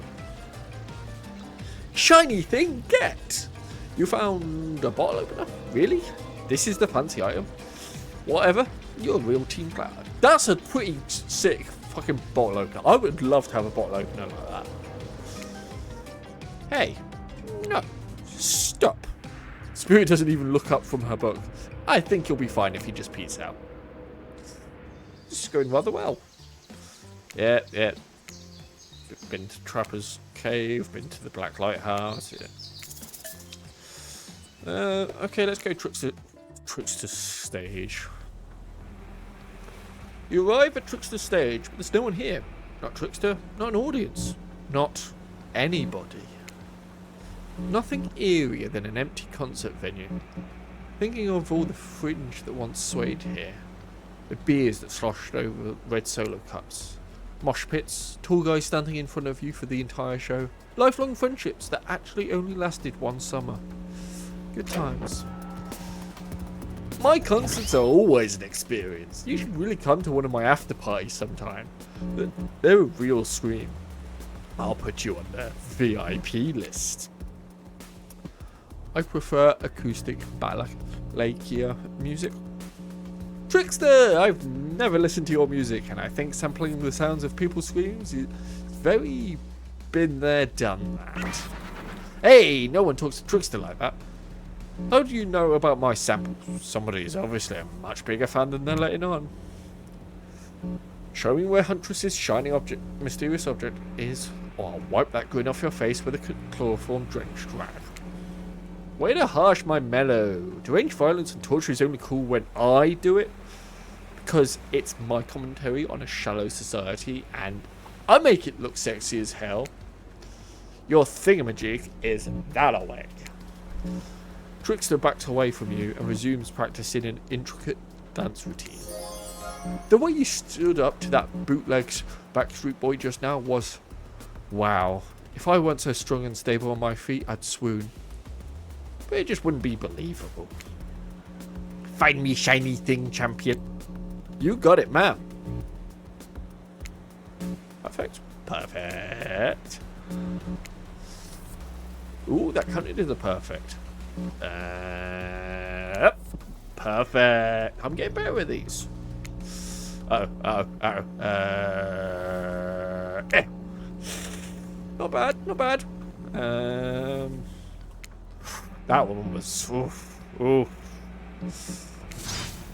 But it worked. Your ability to find the unfindable is quite uncanny. A natural hunter, I must say. Do you think I might be able to find your heart? I would hope so. It's very important to locate and remove all the internal organs of your prey as soon as you fell them, so their meat doesn't spoil. That's not what I was saying, Huntress. I'm trying to be... Oh, what's this? You found a gold coin. Ooh, like the coin we had from the start. Yep, so we've only got one place to go. To Wraith's Cosmic Dump. When you arrive at Wraith's oddball hangout zone, you immediately understand why they call it the Cosmic Dump. They being me, offs. It's as if there are items and elements from all over the universe in this space. Also, it's a damn mess. But it's undoubtedly a special place. The very air you breathe makes you feel that you're part of something much, much larger. I'm going to go hunt us some lunch while you find the object. You'll know it when you see it because it's extremely shiny. Ah! How long have you been standing there? Are we ever really there? Don't have time for your existential crisis today, Wraith. Huntress and I are totally gonna get it on soon. I think. I hope. Look, I need to find a special object you have hidden here. You stole it from Huntress and she knows it. So you're trying to figure this whole thing out too, huh? Come, check this out. Bit of a subject change, but sure, it's Wraith we're dealing with. After all, Wraith leads you to a telescope. Through it you can see a far-off island in the distance. Huh. Holy smokes, is that... Sorry, I actually have no idea what that is. Would you mind filling me in? It's IP Island, where all the coolest killers from intellectual properties that were legally obliged not to mention by name hang out and party with Hollywood celebs and Silicon Valley nobles. That's not even... Oh, zoom in. Over there. Enhance. Ghostface! Is that Ghostface? I said not to name them. Ah, jeez. Now I'm going to have to clear the lights. You have no idea how much my lawyer charges by the hour. I'm sorry, he just kind of popped up. I'm telling you, something crazy is going on here. I'll have you know, I wasn't trying to steal anything from Huntress. I was just looking for answers. But, occasionally losing said answers. Yep, that's right, the thing you're looking for, I actually can't find. So, good luck, I guess. Oh, good, a mini game. I haven't seen one of these before in the past 10 seconds. Yep. Oh. Perfect. Oh. Perfect. Oh. Ooh, not quite perfect. Not bad, not bad. Perfect. Perfect. And fucking good luck with this one. Ooh, not bad. See an old pair of glasses on the ground. Quickly grab them. You found it! So shiny. I knew I could count on you, Neb. And that's saying something, because I literally never learned to count via any traditional system of numbers. Let's get out of here. That's a pair of glasses. It's hard to believe that these old glasses really mean anything special, but a lady like Huntress deserves whatever she wants. Spend a moment imagining Huntress with glasses. Would she wear them over the mask or under? Hey, that's not just some junk, those are my reading glasses. I just subscribed to highlights. Ah, okay. Don't know what that means. Phew, that was fun and scary. Good to see the other killers are taking their heartbreak in stride. More or less. We got a really nice tour of some of the island's lesser known haunts. Boom, still get it. We make a good team, you and I. What can I say? I appreciate a fine collection. Now that yours is back in order, maybe we should head back inside to appreciate it. And you collect a certain other special gift I've been meaning to give you. A special gift? Is it shiny? I suppose it could be if you oil it up enough. I'm going to be ill.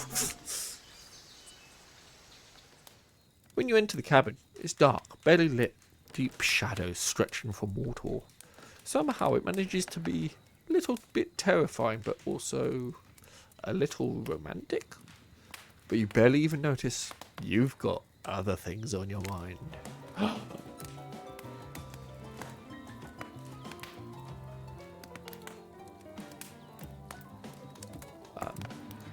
Can we just sorry, what?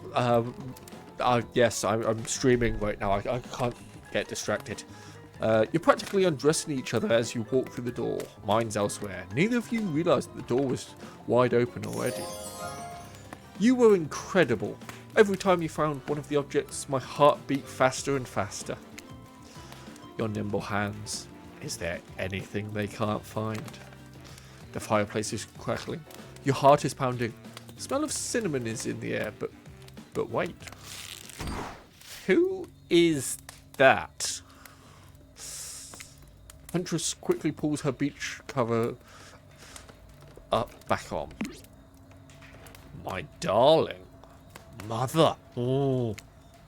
An older Russian woman bearing a striking resemblance to Huntress sits, warming her hands by the fire. She turns to you and you're shocked to see that she appears to come from a completely different time in history, wrapped in old, unfamiliar clothes that are completely out of place at this beach retreat.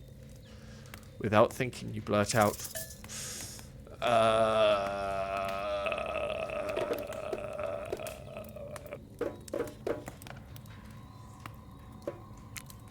What an honour! It's you! I can't believe this. You're the Mama Huntress. I've been dying to meet you. Well, nearly. Can I help you with anything? Glass of vodka? Hatchet for revenge on the elk who slayed you? Oh no, my child. I am quite content. Just happy to know that my little darling is taken care of. Huntress chuckles nervously. Hi, Mama. Claudette and Dwight burst in like they're in a prank video.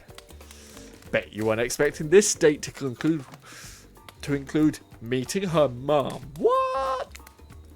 Hey, Huntress, how do you feel about dear old Mama coming to interrupt your day? Huntress throws a hatchet directly at the two survivors. It skewers the wall in between them. Without another word, they quickly scurry away. That's a fair reaction. Good girl. Huntress turns to you. I hope this is alright. Of course. Of course it's okay. I give great parent. Just released a sigh. It's just not the mood I thought we were coming back to. But I'm here now. I'm in it. I'm ready to meet your mama. Thank goodness. Because my mother is the only, most important person in my life. We Russians invented tea. Did you know that? Mama Huntress shoves a cup in your hand. And as you drink your tea with her, the air becomes warm around you. You, Huntress, and her mother sit by the fire and exchange stories and anecdotes. Mama pulls out some old-timey pictures of a young Huntress in black and white, holding bloodied animal corpses with a chilling, dead-eyed stare. You all laugh and eat raw meat of some kind. It's a lovely time, almost like you're back home. You've forgotten that you're on a possibly cursed island atop what is likely some sort of hellmouth. Look, that's not official law, I just call it like I see it. Every so often, Mama Huntress clutches her stomach and her eyes stare into the middle distance. She mutters some sounds as if reliving the moment she was skewered by an elk.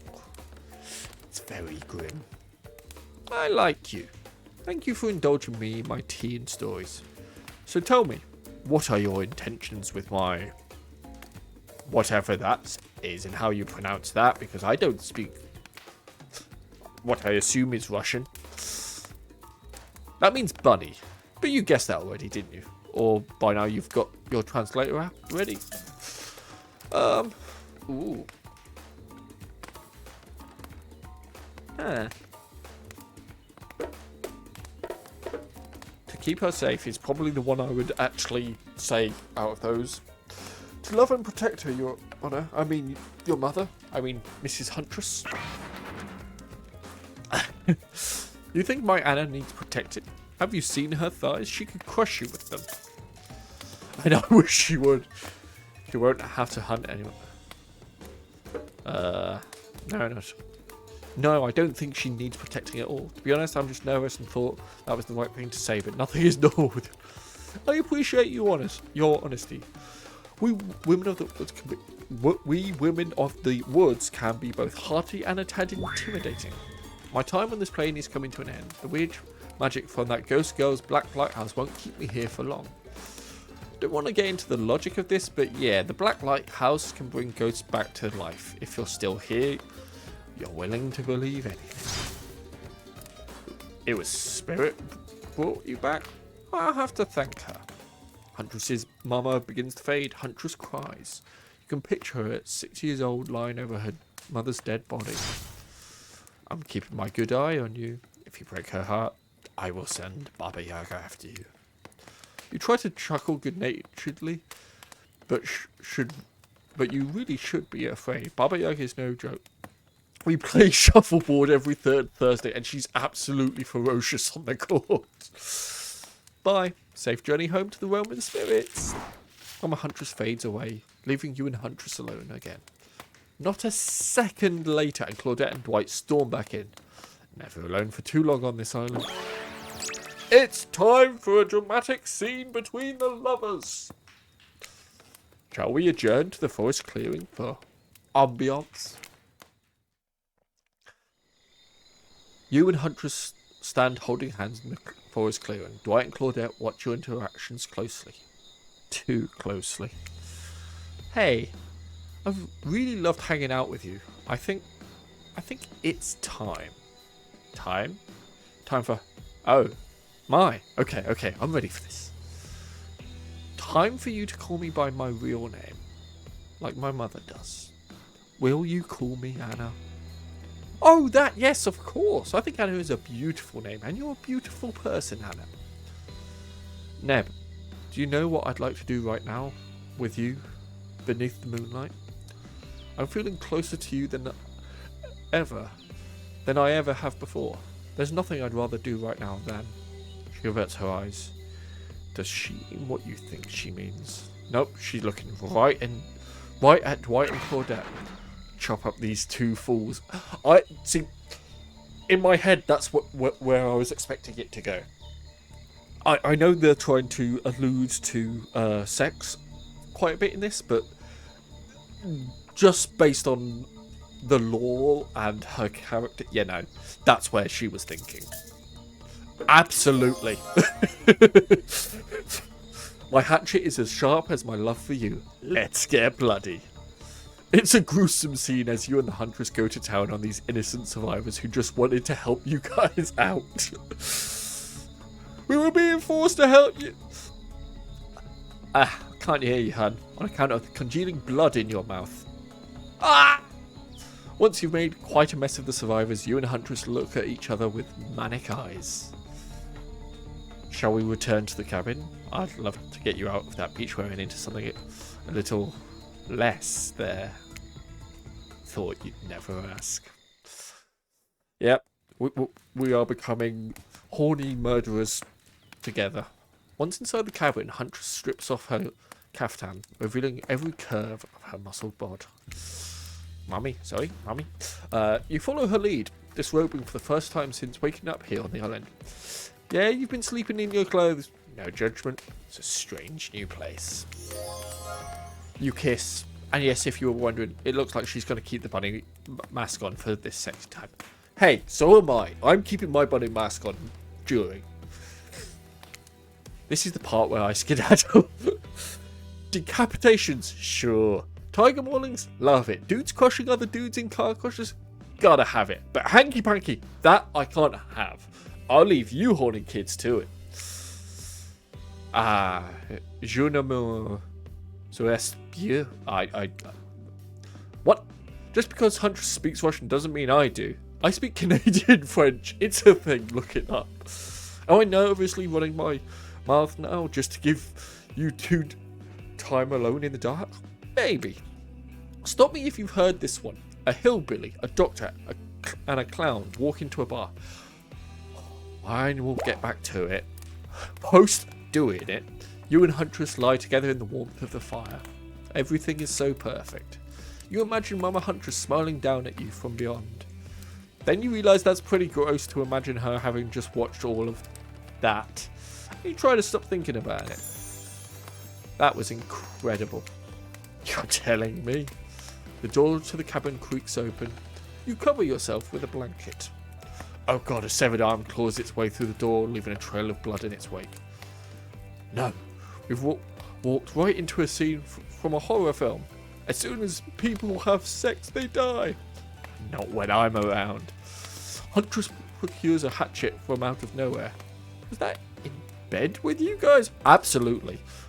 There's nothing wrong with a bit of knife play. Or in this case, axe play. The wriggling torsos of Dwight and Claudette follow their chopped up limbs. Slowly, the pieces of their body start to put themselves back together. No way. What the fuck indeed, my friend.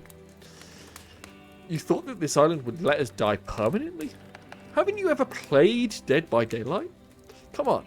We have to get to the final decision. Huh.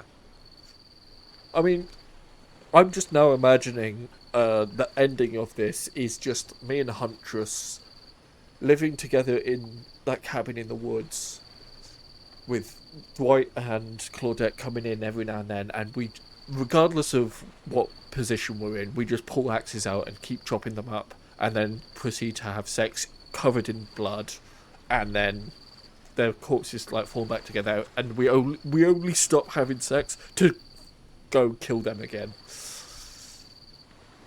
Claudette and Dwight lead you and Huntress back to the empty beach. You both bask in the glory of being freshly laid. Sounds terrible, doesn't it? Like some sort of laundry detergent, freshly laid. Actually, maybe that's good. I'll get my agent to start circulating that. The island is strangely quiet. No sarcastic remarks disguising a broken young woman from Spirit. No strange, wide-eyed stare from socially awkward Wraith. No threats of imminent violence from Trapper. Even Claudette and Dwight are tight-lipped. They seem almost zombified. Last day, you beautiful piece of meat.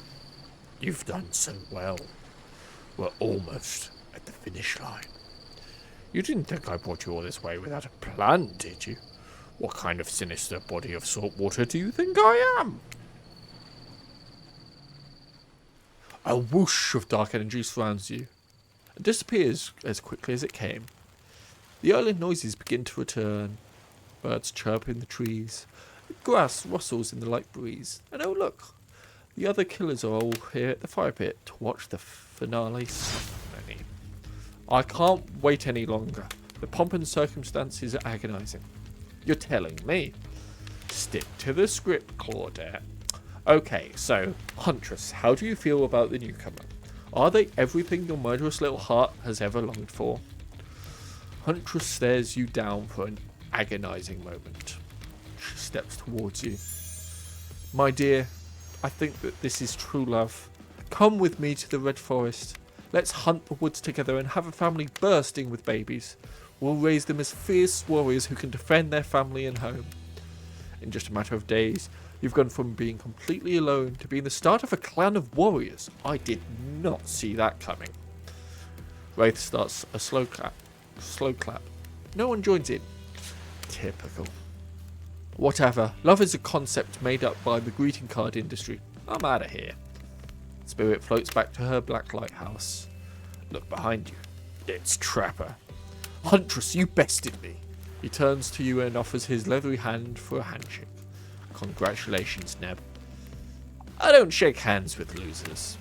Trapper's eyebrows shoot up, and then he smiles. Did not see that one coming. You're alright, kid. I mean, I hate you completely. I want to kill you mercilessly, but you're alright. But wait, you haven't said anything to Huntress. Ooh. No. And I love you too. Part of me, for the memes, wanted to laugh in her face, but no. I'm all in on this. Yes, let's move to the Red Forest immediately. Is 12 kids too many? Maybe in this economy, but who cares? Your heart is overflowing with joy as you and Huntress embrace. Is this what you've been missing your whole life? A woman with shoulders the size of mountains who won't take off her bunny mask even during intimate times? Yes, 1,000 times yes. You stare into the sunset and picture your life together. Happiness is real. Oh my. Huntress lifts her mask and you finally lay your eyes on her breathtaking natural beauty. You know, the cabin I grew up in doesn't have the amenities that my luxurious new beach house has. I'm used to living as a beast, bathing in the river, running wild through the bushes. While telling you this, Huntress has left her bathing suit behind and entered into the jungle. You haven't lived until you've been one with nature. Rawr. You chase Huntress into the woods, leaving your own bathing suit behind.